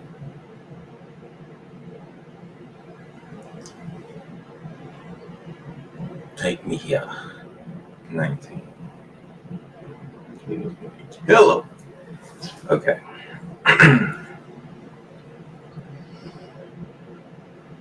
Wait. Did you say something? Oh. Okay, no, I'm good. Okay. Let me scroll down. Number 1641. I ain't even hit that. Sorry. There it is. So we got another one. Same chapter. I might as well just go back to number 16 right here. So what happened now? So after they die, I'll start at 34. All Israel around them fled at their outcry. Well, maybe I should just keep reading it then. No, I don't want to keep reading. I'm going to start at 34. Let's see. Fled at their outcry, for they said, "The earth will swallow us too." And fire came out from the Lord and consumed the 250 men offering incense of that. Then, scary stuff, by the way. But anyway, then it says, "Then the Lord spoke to Moses, saying, Tell Eleazar, son of Aaron, the priest, to take the censers out of the blaze, then scatter the fire far and wide. For the censers of these sinners have become holy at the cost of their lives. Make them into hammered plates as a covering for the altar. For they presented them before the Lord, and they became holy. Thus they shall be assigned to the Israelites." Oh, there it is. There it is again. I'm sorry. I didn't tell y'all my revelation, but that right there, that phrase.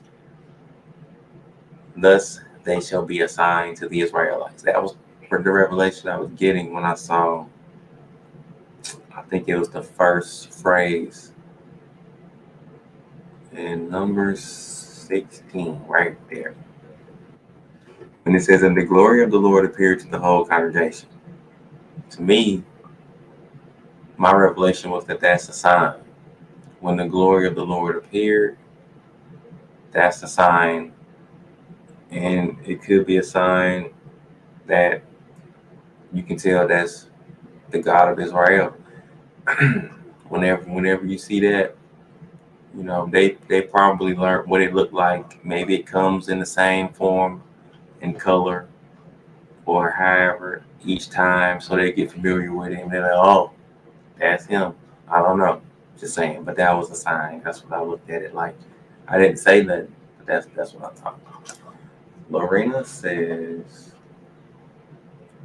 what your religion? I am Brazilian. Brazilian. Um, Hebraic. Do you speak Hebraic?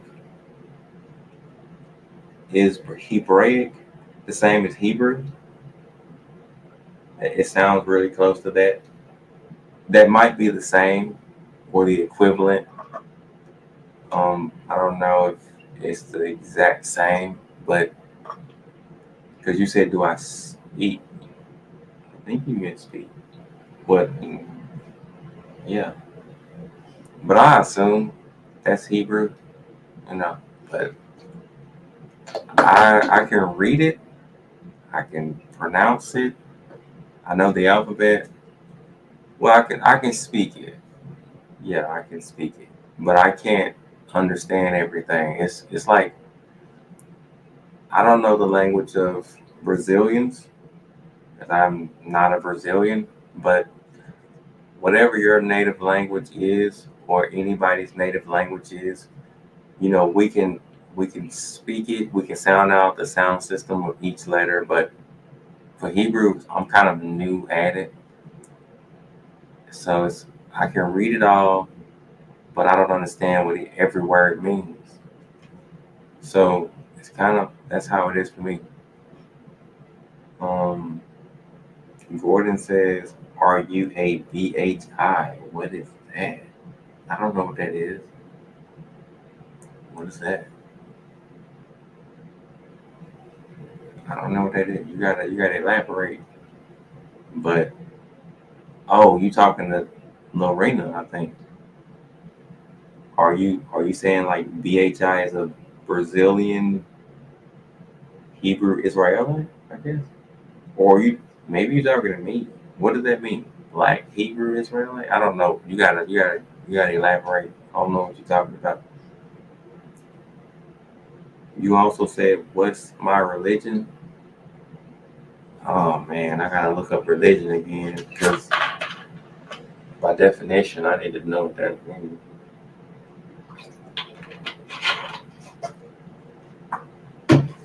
I'll say this right now. I remember my ex-girlfriend asked me. She said, "So what are you?" Like what?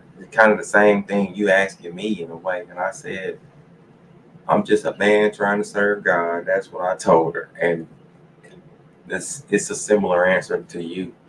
But I'm gonna look up the definition of religion because every now and then I need to see it. People bring it up because I got an idea of what it means, but I still would like to know. These are the definitions of religion. It says the belief in and worship of a superhuman power or powers, especially a god or gods. By definition, I do define that one. That is simply just saying that whoever believes in and worship of a superhuman power, especially a god. I definitely believe in us and worship, even though I don't worship enough. But I definitely believe in and worship a superhuman power, especially a God. And that God is the God of Abraham, Isaac, and Jacob. I definitely define that one.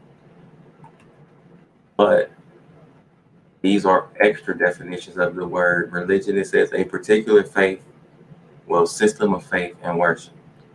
Now, this is the one that you probably was referring to, where people, like they're they're in Christianity, but they might believe like, well, whether they're in Christianity or not, they got these groups. Um, I don't belong to any group that I claim. I'm not in the Hebrew Israelites. I'm not in Christianity groups that I know of. I'm not in anything. I'm just me, and I want to be on the side of God's truth. So wherever that's at, that's where I want to be. That's how I looked at it when I started. Somewhere along the way, when I got serious with the Bible and walking with God, wherever the truth was, that's where I wanted to be, and I still do. The other definition is, and you got to remember this too, Abraham wasn't in a group that I know of. It was, Abraham he obeyed God. He just followed God.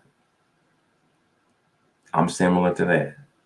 But anyway, another definition says a pursuit or interest to which someone ascribes supreme importance. A pursuit or interest to which someone ascribes supreme importance. So basically, a pursuit to which someone ascribes supreme importance. So I mean, yeah, I define that too, but I really don't know what to do with that one. And the one above it, I might be able to go back to that one a bit, but I don't even know if it'll be a point. You know what I mean? So anyway, what the scriptures say about religion is this.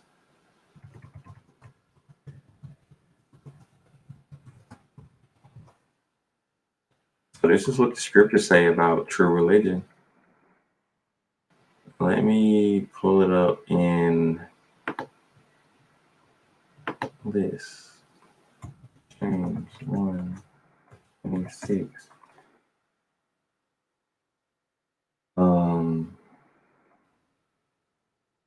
I'll start at 25, I guess. Nah, wait. 26 might be.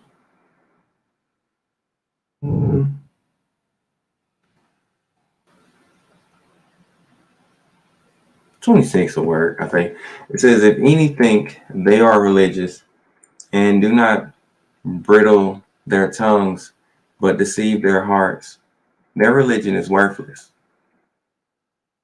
27, religion that is pure and undefiled before God the Father is this: to care for orphans and widows in their distress, and to keep oneself unstained by the world. That definition isn't in the dictionaries, but it's in the Bible. So that is another part of religion, and I'm not doing that enough. I'm not doing that good enough. Let's see, it said religion, is this to care for orphans? I'm not doing that I can think of. What else? And widows, I probably have done a little bit of that to a degree, but in their distress, and it says, and to keep oneself unstained by the world. I'm trying to do that the most out of the three, but out of the three, I got work to do by that. So, I mean, if you compare all that, then that's my answers on religion, since you asked. And what Gordon said, there is a group of people in America that call themselves black. Yeah, I ain't one of them.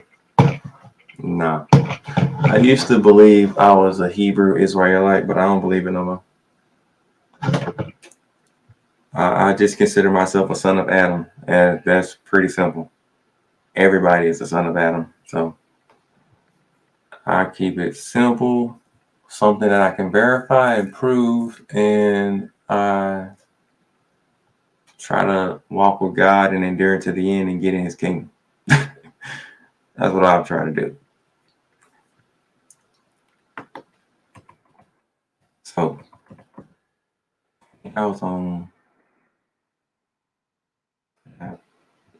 Oh yeah, I was on number 16, 41 through 42. So this is, now I gotta go back. Numbers 16, 35. Okay, I'll start at 36. Oh no, that's where I was at. I remember seeing that. Thus, they shall be assigned to the Israelites. Yeah, that's where I was right there. So thus they shall be assigned to the Israelites. So Eleazar the priest took the bronze censers that had been presented by those who were burned, and they were hammered out as a covering for the altar. A reminder to the Israelites that no outsider who is not of the descendants of Aaron shall approach to offer incense before the Lord. So,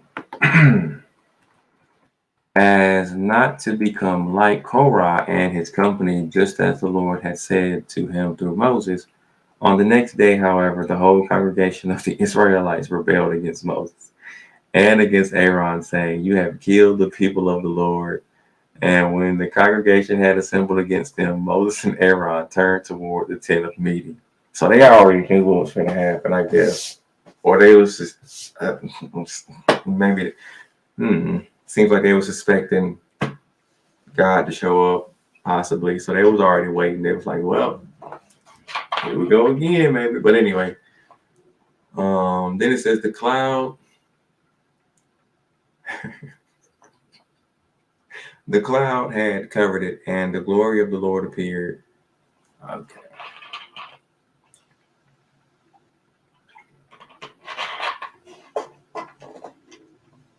This one got the cloud and the glory in it. Interesting.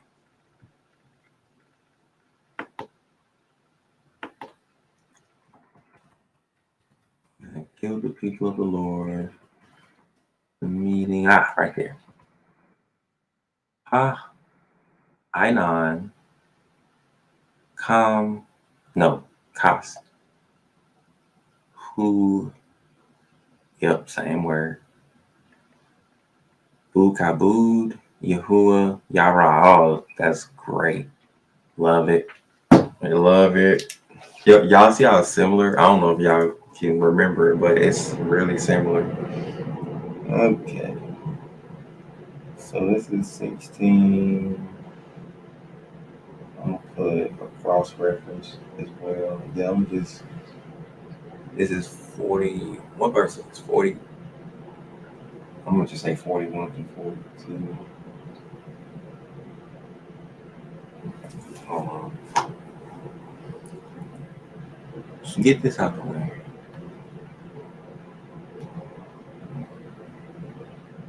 Yeah.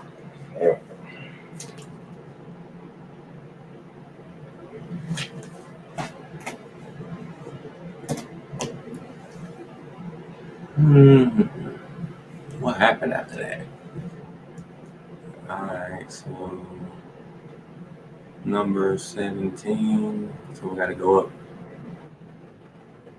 42. And whoa. Okay, yeah, that's where I was at. Okay, so it says the cloud had covered it, and the glory of the Lord appeared. Then Moses and Aaron came to the front of the tent of meeting, and the Lord spoke to Moses, saying, "Get away from this cloud." Gosh, sound like the last time. Get away from this congregation so that I may consume them in a moment. And they fell on their faces. Moses said to Aaron, "Take your censer." Yeah, I ain't gonna read the rest of that. Okay, got it. Let me go back to Numbers 25 through 6. Okay, this one says, "It is no place for." Let me just say this real quick. So far, I started from Genesis, and now I'm at Numbers. But the reason I was thinking about doing this study is because some of the reasons, anyway. I remember I spoke to my grandma a couple of weeks back, and she said she had like dreams or a dream where she saw. This is what I remember. She said she saw God in a tornado or something like that. Like he spoke to her in a tornado or something like. Maybe I can't remember what she said, but it was something with God being in a tornado, and I'm like, I don't remember any scriptures with God being in a tornado, but we got to talking about it, and then I remember I was looking on my phone and I found how God was in a whirlwind in Job, and I'm like, well, whirlwind is like a tornado or like a hurricane, so that's basically it, or can count. So something I didn't remember. So then, some time passed, a couple of days or weeks, whatever, go by, and I'm reading Job. I've been reading this book for a while, right? So I get to Job 38. Job 38, God starts to speak, and it says that God spoke to Job out of the whirlwind, and I see that again. This is earlier today or yesterday, I can't remember, but so I'm like, I wonder how many appearances have God made in objects like that. Like, of course, we got the burning bush or the bush, then we got the whirlwind. Here we see a cloud, and maybe glory also counts, but it just made me want to do all, what all did he appear in? So that's why I'm doing this study. Something I never thought about until recently. So yeah, that's just giving y'all the history of it.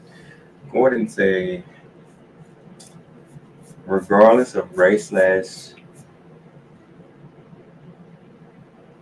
ethnicity, according to Romans, we are grafted into Israel when we believe and obey our high priest and Savior Yeshua. So technically, the Bible gives you a label. That's cool. If it's true, it's true. I don't claim it though, but if it's true and I understand that it's absolutely true, then it's okay. But my actual bloodline that I can back up and verify, I don't claim it. I don't have any proof to say my bloodline goes back to Abraham, Isaac, and Jacob. So I don't do all that no more. Spiritually, it's another story, but physically, I don't do all that. Now let's see. So we got Numbers 20. Did I read all of that? I don't even know. I didn't. Okay, so Numbers 25-6 says, "It is no place for grain, or figs, or vines, or pomegranates, and there is no water to drink. They must be complaining," sounds like, but I'm just guessing by the way it sounded. Then Moses and Aaron went away from the assembly to the entrance of the tent of meeting. They fell on their faces, and the glory of the Lord appeared to them. Uh-huh. Another cross reference. Another. Mm-hmm. Mm-hmm. So that's 20.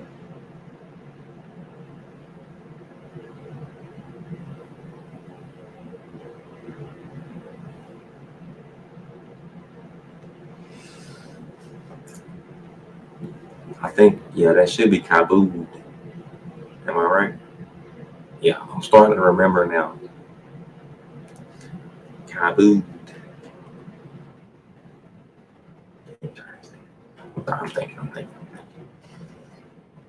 I don't even know if I need to read anything after that. Probably not. So let me, just in case. Numbers 20. Mhm.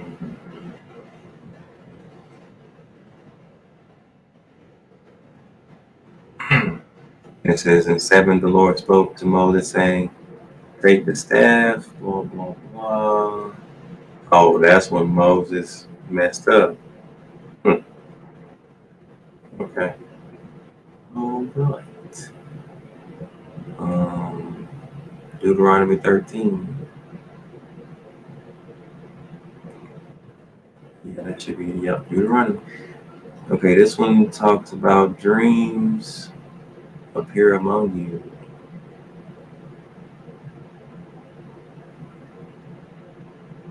I'm curious to see what this say. If prophets or those who divine by dreams appear among you, okay, and promise you omens or portents, leave that one alone. Okay, no, no, no. No. This one counts. Deuteronomy 31, 14 through 15. So Moses and Joshua went and presented themselves in the tent of meeting, and the Lord appeared at the tent in a pillar of cloud. The pillar of cloud stood at the entrance of the tent. Okay. I want to see what this is. I'm a nerd and I want to see. Right? Wait a minute. Appear before the Lord. No. Ooh, Yahuwah, Yara. There we go again. Yara. Ba. Ahal Ba. I'm familiar with this word. I moved. But it sounds like what is it? Is it Kadu? I forget. I gotta see it again. What? I gotta write it down right here. Kabud. It sounds like Kabud, but it's I moved, or it could be pronounced E moved, but whatever. And then it says I nod. Okay. So it's a little bit. Yeah, it's different. It's different, but it's got similar words in it. So, oh, another one. After that, it says the pillar of cloud stood at the. Okay. Just had to see it. Did I get that written down yet? No, I did not. So this one's similar to the other one, so I'm gonna just cross-reference that. Maybe I should make another one. Yeah, I'll make another one. Deuteronomy.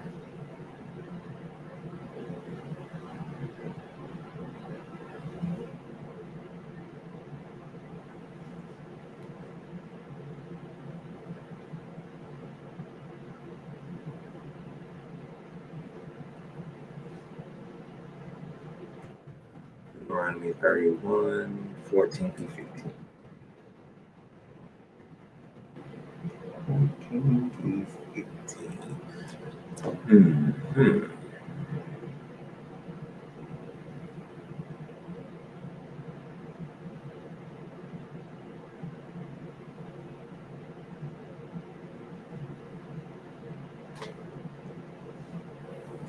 At the tent in the pillar.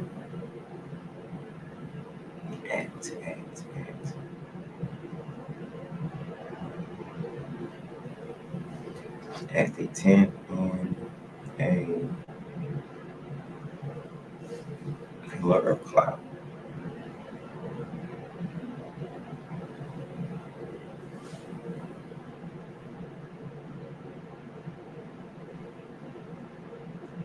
Column. Okay.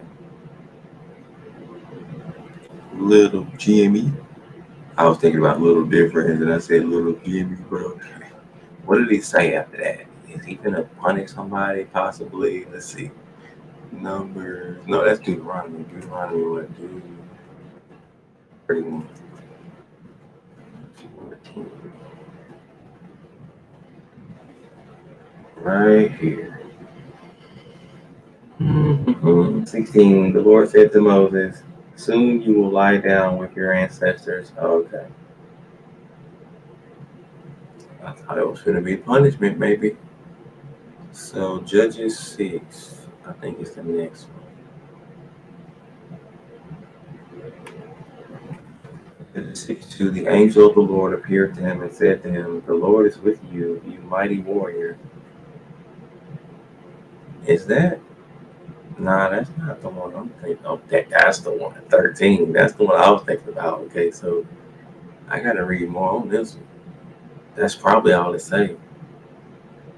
So 6, 11. Now the angel of the Lord came and sat under the oak.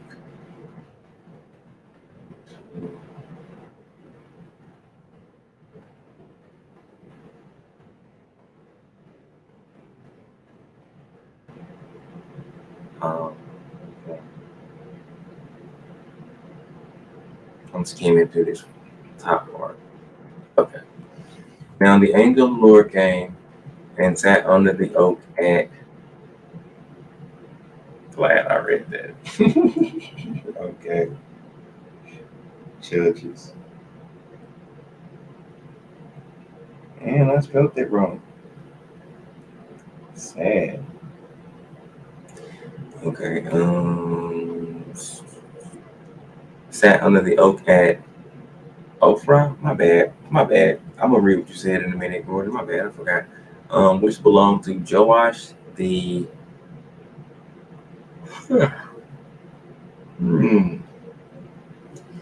The Abizerite. Jeez. At his son Gideon, as his son Gideon was beating out wheat in the winepress to hide it from the Midianites, the angel of the Lord appeared to him and said to him, "The Lord is with you, you mighty warrior." Okay, I gotta read this one more time. The angel of the Lord appeared to him and said to him, "The Lord is with you, you mighty warrior." Gideon answered him, "But sir, if the Lord is with us, why then has all this happened to us? And where are all his wonderful deeds that our ancestors recounted to us, saying, did not the Lord bring us up from Egypt? But now the Lord has cast us off and given us into the hand of Midian." Then the Lord turned to him and said, "Go in, this might of yours, and deliver Israel from the hand of Midian. I hereby commission you." He responded, "But sir, how can I deliver Israel? My clan is the weakest in Manasseh, and I am the least in my family." The Lord said to him, Thank you, but I will be with you." Then he said to him, "If now I have found favor with you, then show me a sign that it is you who speak with me." Do pause. I gotta say this. Today, if something like this happened, we'll probably think that this person is tripping. I'm just saying, if another human was saying stuff like this to us today, we'll probably think that is not the Most High speaking to us. I'm just saying. Anyway, so I'm glad Gideon asked for a sign, because in modern day we'll probably not believe either, because it looks just like us. It looks like a human. So I'm like, oh, okay. Yeah, like give me a sign, show me verification, you know what I mean? But anyway, so what was I at? I'm gonna start at 16. Did I read 17 yet? Oh, I think I was on 17. And then he said to him, "If now I have found favor with you, then show me a sign that it is you who speak with me. Do not depart from here until I come to you and bring out my present and set it before you." And he said, "I will stay until you return." So until you return, 19. So Gideon went into his house. At this point, I don't need to read the rest, but I'm gonna keep going. So Gideon went into his house and prepared a kid and unleavened cakes from an ephah of flour. The meat he put in a basket, and the broth he put in a pot, and brought them to him under the oak, and presented them. The angel of God said to him, "Take the meat and the unleavened cakes, and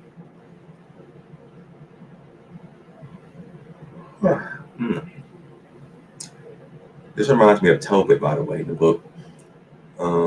And the unleavened cakes, and put them on this rock, and pour out the broth." And he did so. And then the angel of God reached out the tip of the staff that was in his hand, and touched the meat and the unleavened cakes, and fire sprang up from the rock and consumed the meat and the unleavened cakes, and the angel of the Lord vanished in his sight.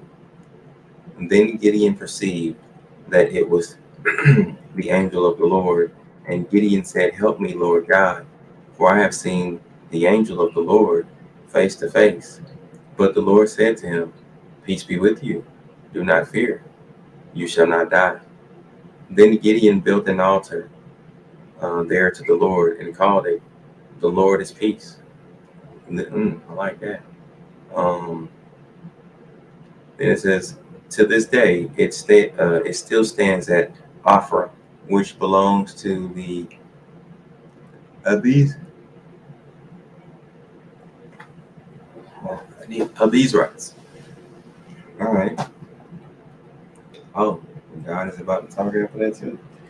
But I don't need to read that right now. Let's see. So that was 11 through 25.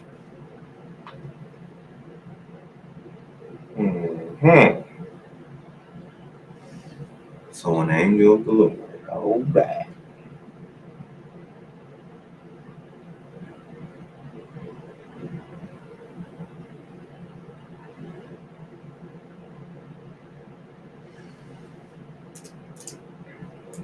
Well, I said he appeared as a man or human, but I don't think it said that, did it? Because I don't think it said it. Let me see. Now the angel of the Lord came and sat under the oak at Ophrah, which belonged to blah, blah, blah, blah, blah, blah. Nah, so it didn't say he appeared as a man or a human, but that's what I assumed because he didn't know that that was an angel of the Lord. He needed a sign for verification. So I took it as the angel of the Lord appeared in human form, but it didn't say it. That's what I took it as. And let's see. Then it says in 12, the angel of the Lord appeared to him and said to him, "The Lord is with you." So let me ask y'all a question real quick. Do y'all think this was in human form? Because he wasn't able to tell right off that this was an angel. So I would think he appeared in human form. Well, whatever form it was, he couldn't tell right away. So okay. Gideon said, "Are these appearances God or the angels in his authority?" Sometimes he might word it as an angel of the Lord or an angel of God or the glory of God. What else have we seen? I think even at one point it said that they saw God when they was at Mount Sinai. But whatever it is connected to God. And whether it's an angel, cloud, pillar of a cloud, the glory of God, God is speaking through it. And it seems like whether it's a bush, because I got the burning bush one already. It's like no matter what it is, God is communicating with people through it. So it's like he makes an appearance, whether it's through a cloud or bush, using an angel, I guess, whatever else, you know. But it does seem like it often is an angel that's being used. It's a pattern. It's like it's a lot of the same things that's being used. So yeah, that answers your question, hopefully. Then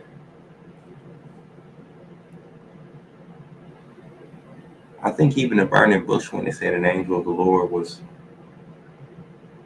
there or something like that, maybe. But then when Moses turned around and said that God saw him turn around, and then God spoke to him. So even if it was an angel of the Lord, it was like God was still able to see the situation and speak to Moses through, the burning bush. It's just interesting the way it words it. But you also said Maybe that is the next one right there. Let's see. Oh, I read that. Wait, did I read that? I thought I did. Wait a minute.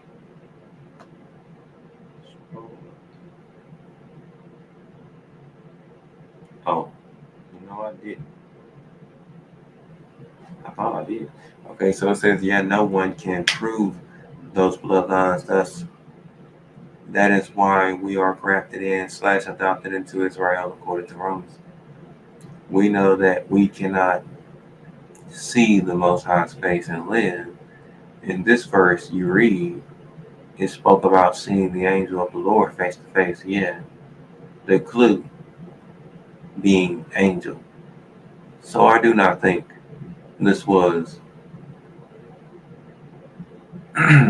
this was the, am I saying that right? This was Yah. I get what you're trying to say though. I get what you're saying, but it it matters, but it also doesn't matter because it still is an appearance from God or it's connected to God.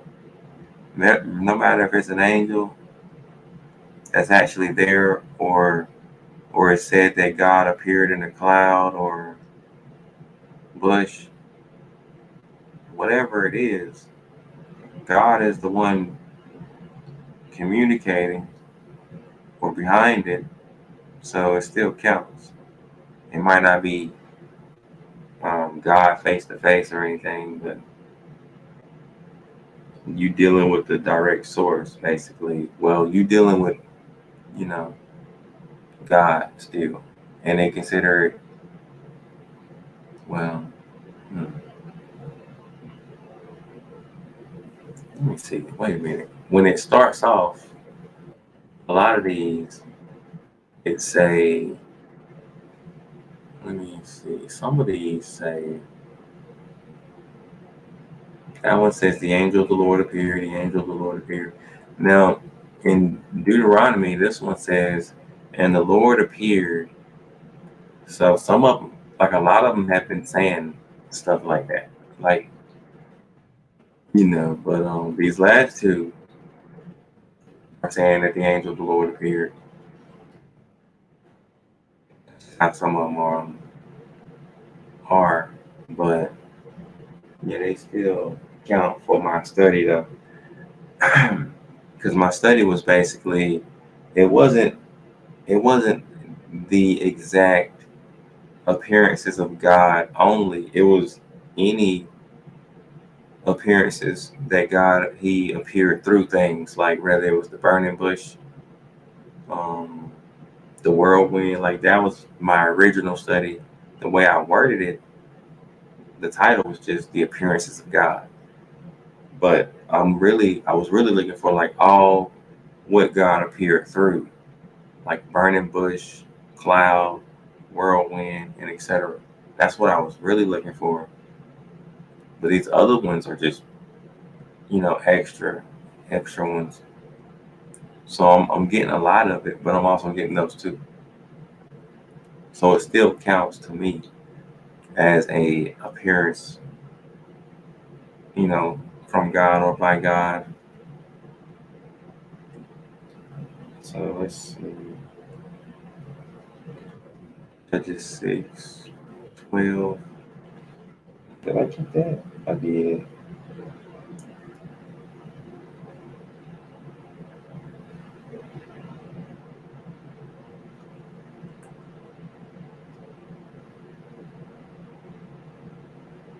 #12. Angel, the Lord appeared to him.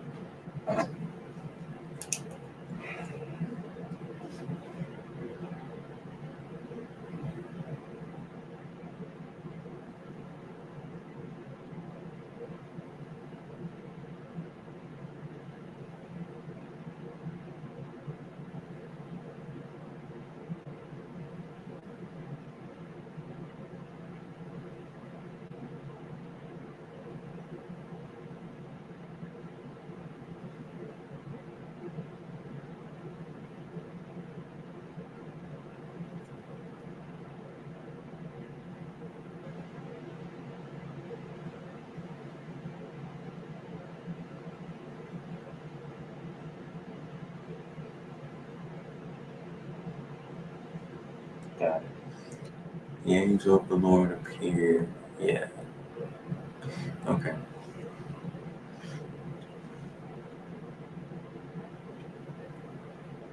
Mhm.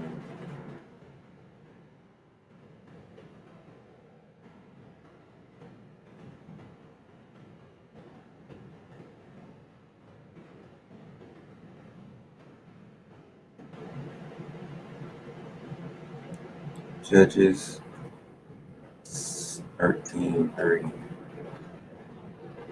Okay, give me that. Judges 13. Phew. I'm gonna start at. Might as well start at one. The Israelites again did what was evil in the sight of the Lord, and the Lord gave them into the hand of the Philistines. 40 years there was a certain man of Zorah, of the tribe of the Danites, whose name was Manoah. His wife was barren, having borne no children, and the angel of the Lord appeared to the woman and said to her, although you are barren, having borne no children, you shall conceive and bear a son. Now, be careful not to drink wine or strong drink, or to eat anything unclean, for you shall conceive and bear a son. No razor no razor is to come on his head, for the boy shall be a Nazarite to God from birth. It is he who shall begin to deliver Israel from the hand of the Philistines. Then the woman came and told her husband, a man of God came to me. I like that description. Thank you.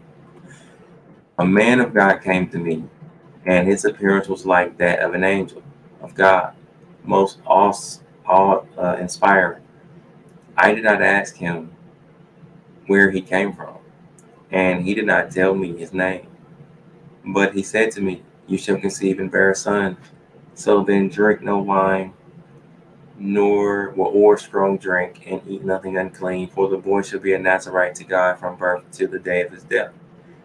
Then Manoah entreated the Lord and said, O Lord, I pray, let the man of God whom you sent come to us again and teach us what we are to do concerning the boy who will be born.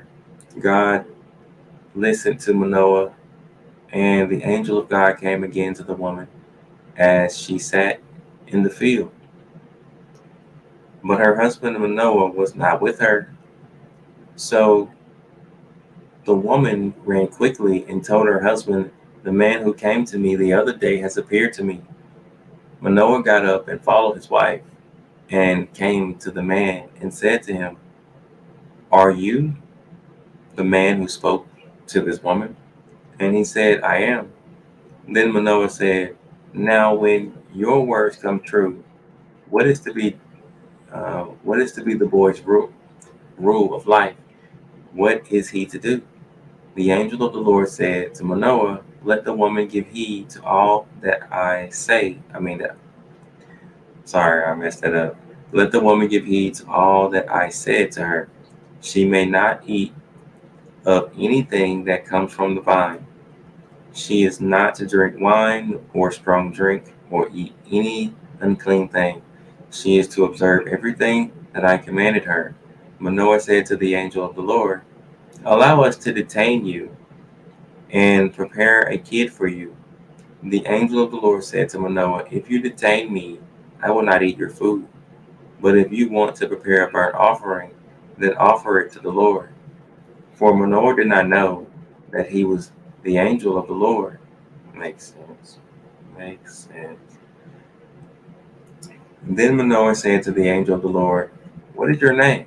So that we may honor you when your words come true. But the angel of the Lord said to him, why do you ask my name? It is too wonderful. So Manoah took the kid with the grain offering and offered it on the rock of the Lord to him who works wonders. When the flame went up toward heaven from the altar, the angel of the Lord ascended in the flame of the altar, while Manoah and his wife looked on, and they fell on their faces to the ground. The angel of the Lord did not appear again to Manoah and his wife. Then Manoah realized that it was the angel of the Lord. And Manoah said to his wife, "We shall surely die, for we have seen God." But his wife said to him, "If the Lord had meant to kill us, he would not have accepted a burnt offering and a grain offering at our hands, or shown us all these things, or now announced to us such things as these." The woman bore a son. Well, I don't need to read that part, but basically the whole chapter. Okay. All right. That's what I'm talking about. That's why he's the GOAT. That just popped up in my mind. That little clip from online. Ah, man, my throat is so dry right now.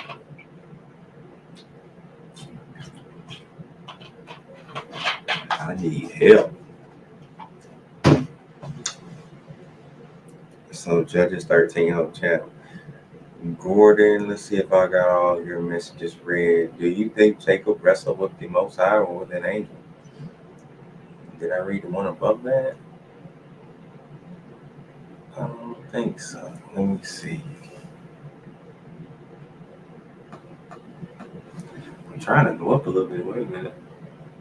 Hit that. Yeah, there we go. Okay, yeah, this part I need to read. I think that angels can change their form. The people of Sodom wanted to enter the men. That means they saw men, but they were angels. Do you think Job wrestled with the Most High or with an angel?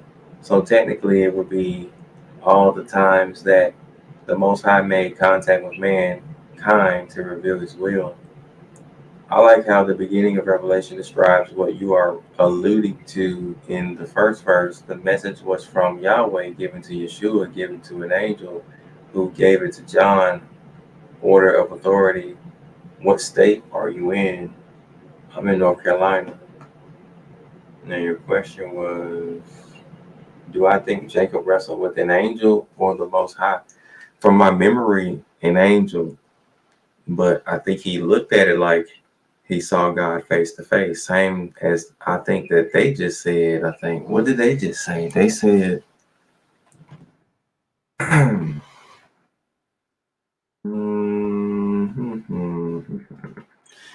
22. And Manoah said to his wife, "We shall surely die, for we have seen God."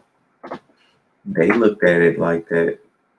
Well, they looked at it like, even though they said that it was an angel of God, they still looked at it like, if we seen an angel, we've seen God too. According to this, unless this is an incorrect translation, but if it's translated right, then that means that that's how they looked at it. Like they looked at it like, well, we've seen an angel, we've seen God, so we finna die. That's how that's how he thought. Whether his understanding was correct or not, I'm just saying that that's how he appeared to have taken it. But what you call it might have looked at it the same way. If he wrestled with an angel, but I think when he got up in him, I don't know. I think he said that. I think he looked at it like he saw God face to face or something like that. But maybe it was a similar thing going on there. I haven't read that story in a while, but this from my memory. But my answer is no, that the angel was an angel and God is God. I don't think that the angel was God. I'm just telling you from my memory and making a distinction on how that they thought or understood or believed what was going on. That's how they looked at it. If I saw an angel, I wouldn't think it was God. I would think it's close to God. That's what I would think. But sounds like they thought differently to a degree. Maybe look up the word that they are using there. Are they saying that they think they saw Yahweh or Elohim? So the word right here says Elohim, and that one right there, which by context can mean God or gods. It can be any God. It can be judges. It can be rulers. It can mean a lot of things.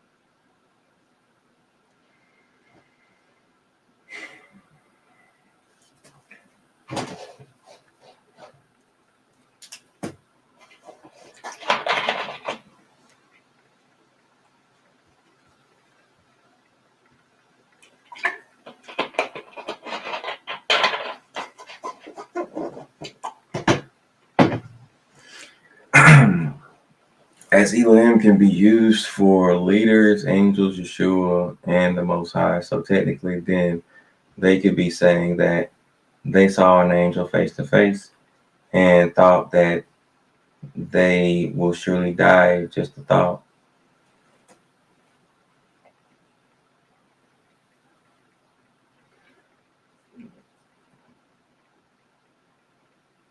I haven't seen that specific place that you're talking about to say what it was, but I can go look. But in this case, um, this one sounds like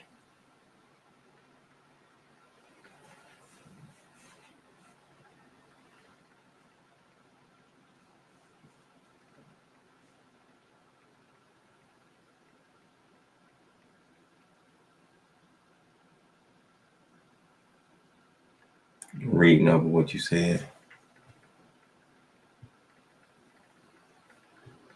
I wonder where. Wait a minute. The part where he wrestled with God is already past. So I gotta go back. Wrestle with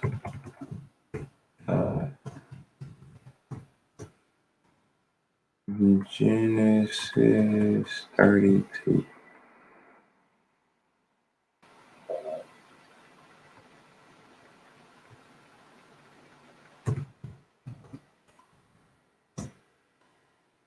Mm-hmm.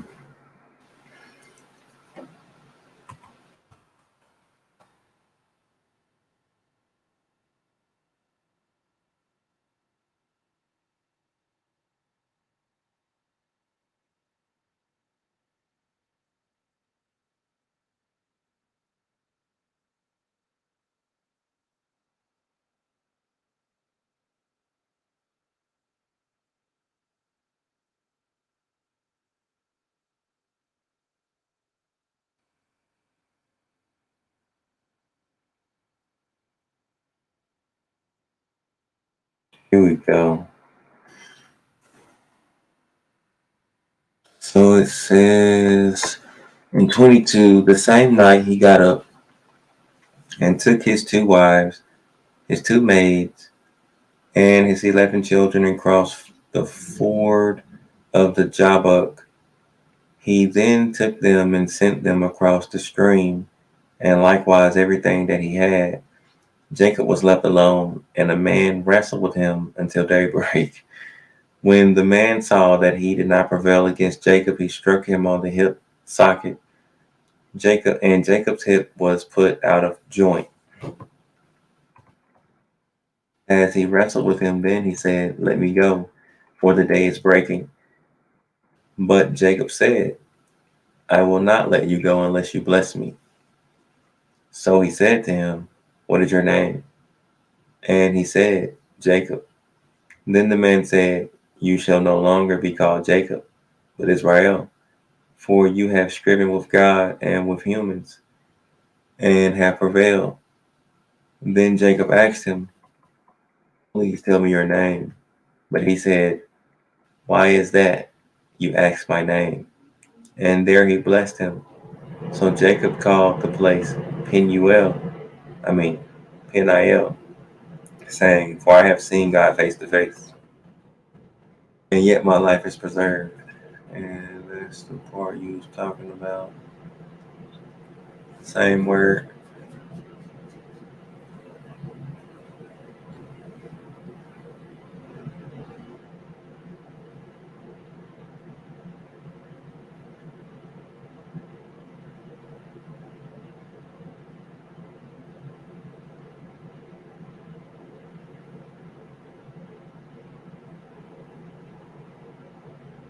Verse 30.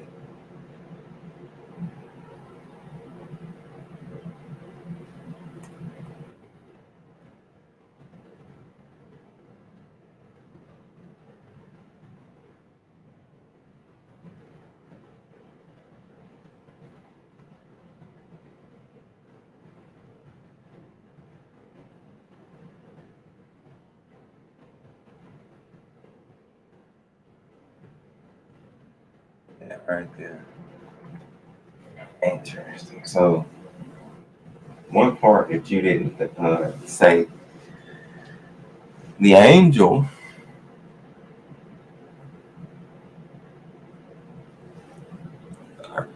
assuming it was an angel, but most likely it was.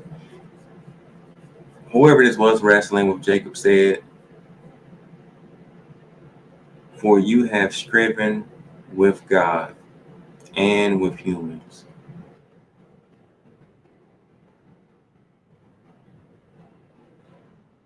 And it's Elohim as well.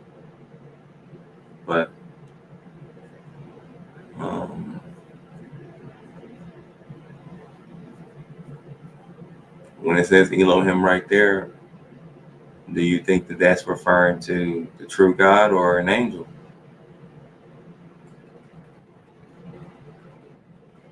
But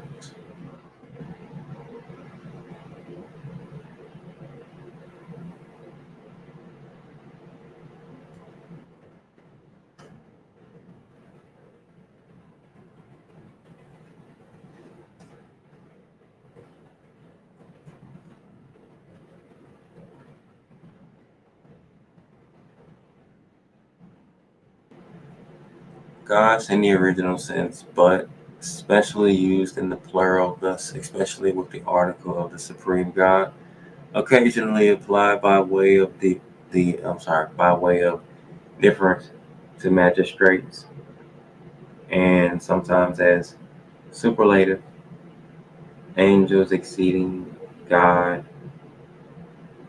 um, great judges and mighty.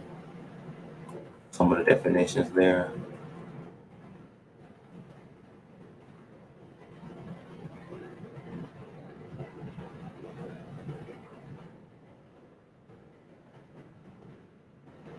I don't even think this word should be the focus right now, but you asked about it, so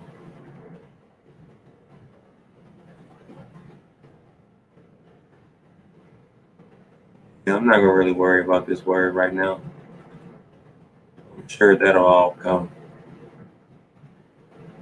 It's not really the main focus.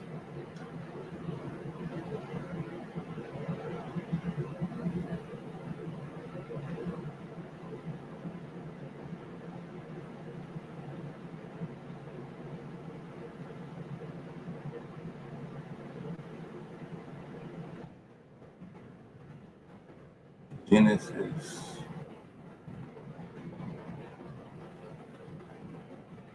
I was on 32, maybe.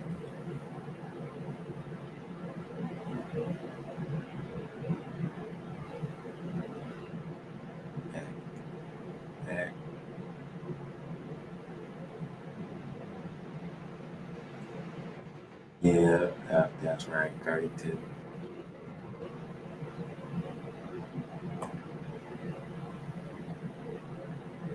All right about here.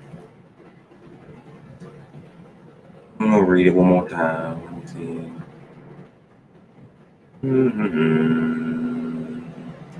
When you have experience with God and with humans, so whoever this is saying that you have experience with God and with humans. So I take that as God, the Most High, not an angel, but could have been an angel. But if this was an angel talking, then I think he would be talking about God. But hey, just saying that's my thoughts right now on that. For you have striven with God and with humans and have prevailed. Let's just use it in a sentence. Let's just see what sounds good or okay or makes sense. For you have striven with an angel and with humans and have prevailed. For you have striven with angels and with humans and have prevailed. For you have striven with gods and with humans and have prevailed. Or for you have striven with God and humans and have prevailed. And then let's see. For I have seen God face to face. So Jacob looked at it like that. For I have seen Elohim face to face.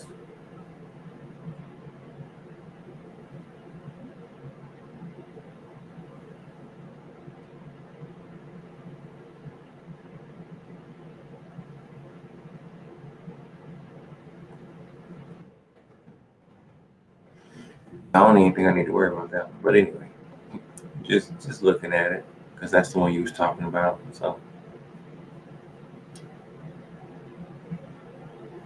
what time is it?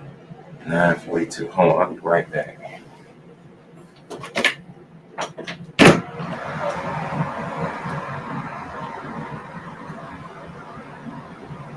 Just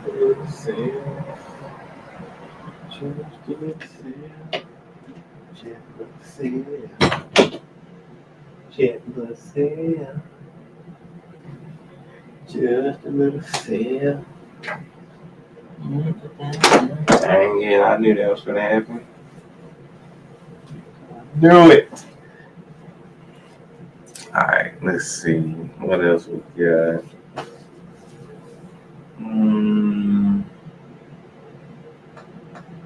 No.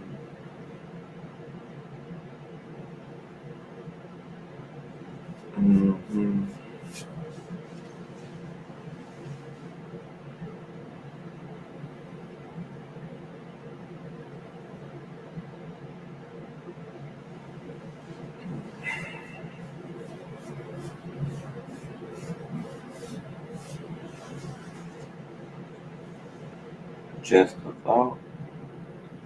Yeah, I think that was an angel as well. Exodus 33:20. If we are talking about appearances by God, then technically you can divide it into two categories, angels and the Most High. You will find that the overwhelming majority are angels. Yeah, but that's not really what I'm looking for. I think you're focusing on the title and not what my original intent was. My original intent was to find out what does God all appear through. You still focusing on was it actually God or was it an angel? And that's not my original intent of the study. Though I am looking through a lot of scriptures, but I'm getting both parts. I'm getting what all did God appear through and the appearances of angels and of God. I'm getting it all. But let's see. Did I read everything? Yeah, I read that part too. It is the word God in our scripture that confuses people. If the Most High is Almighty, what would he not be able to beat Jacob up? Haha, I don't think he wrestled with the Most High.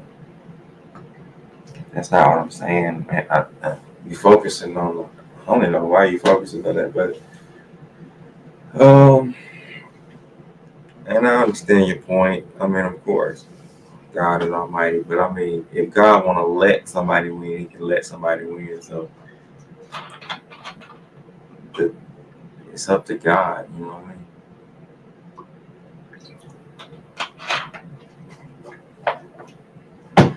But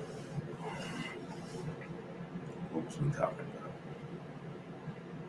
about? Oh, it's right here again. So Judges 13, definitely got to get that. But I got to make a note.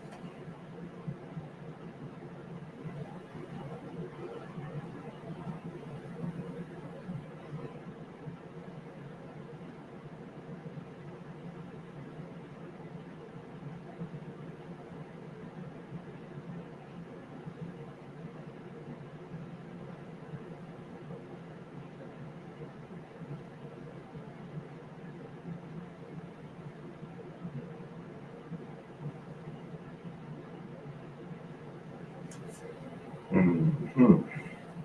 Okay, got it.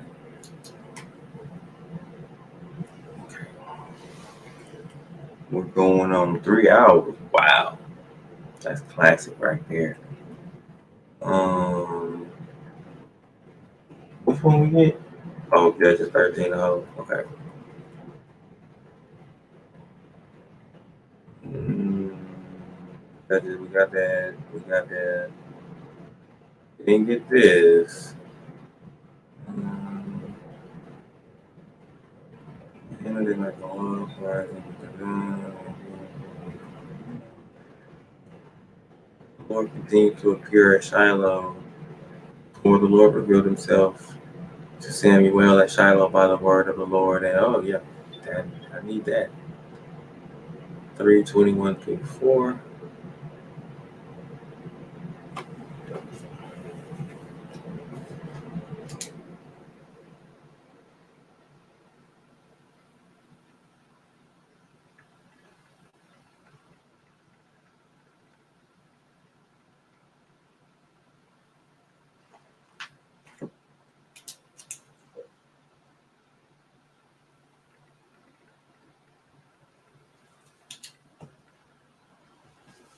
All right, so Gordon, I'm gonna pause right here and take a break. This will be a good. Well, this is what I'm taking a break at. So let's see. Let me catch up with you if I missed anything. Oh no, I read that part too. Okay, cool. Well, man, you got my email. Whenever you wanna schedule something, you know, send it to me, or anytime you can comment in my comments, whatever. But God willing, we can make it happen, man. But I'm gonna take a break. Thanks for communicating and joining me. God willing, I'll do more things like this, man. So I'll see you, God willing, man. I'm gonna get out of here, and I don't know what I'm gonna eat and drink because my throat dry. So yeah, I'm gonna do that, man. I don't know when I'm coming back. I might come back. I don't know. Today, we'll see. It was interesting. Have a good day. You too, man. You too. All right, man. I'll see you, man. Have a peace be with you. That's what I'm saying. Peace be to all the saints. I'm gonna get out of here and eat. I ain't even that hungry right now, but I'm still eat anyway. All right, man. Peace. Keep those hands from being, praise God. Yeah, agreed.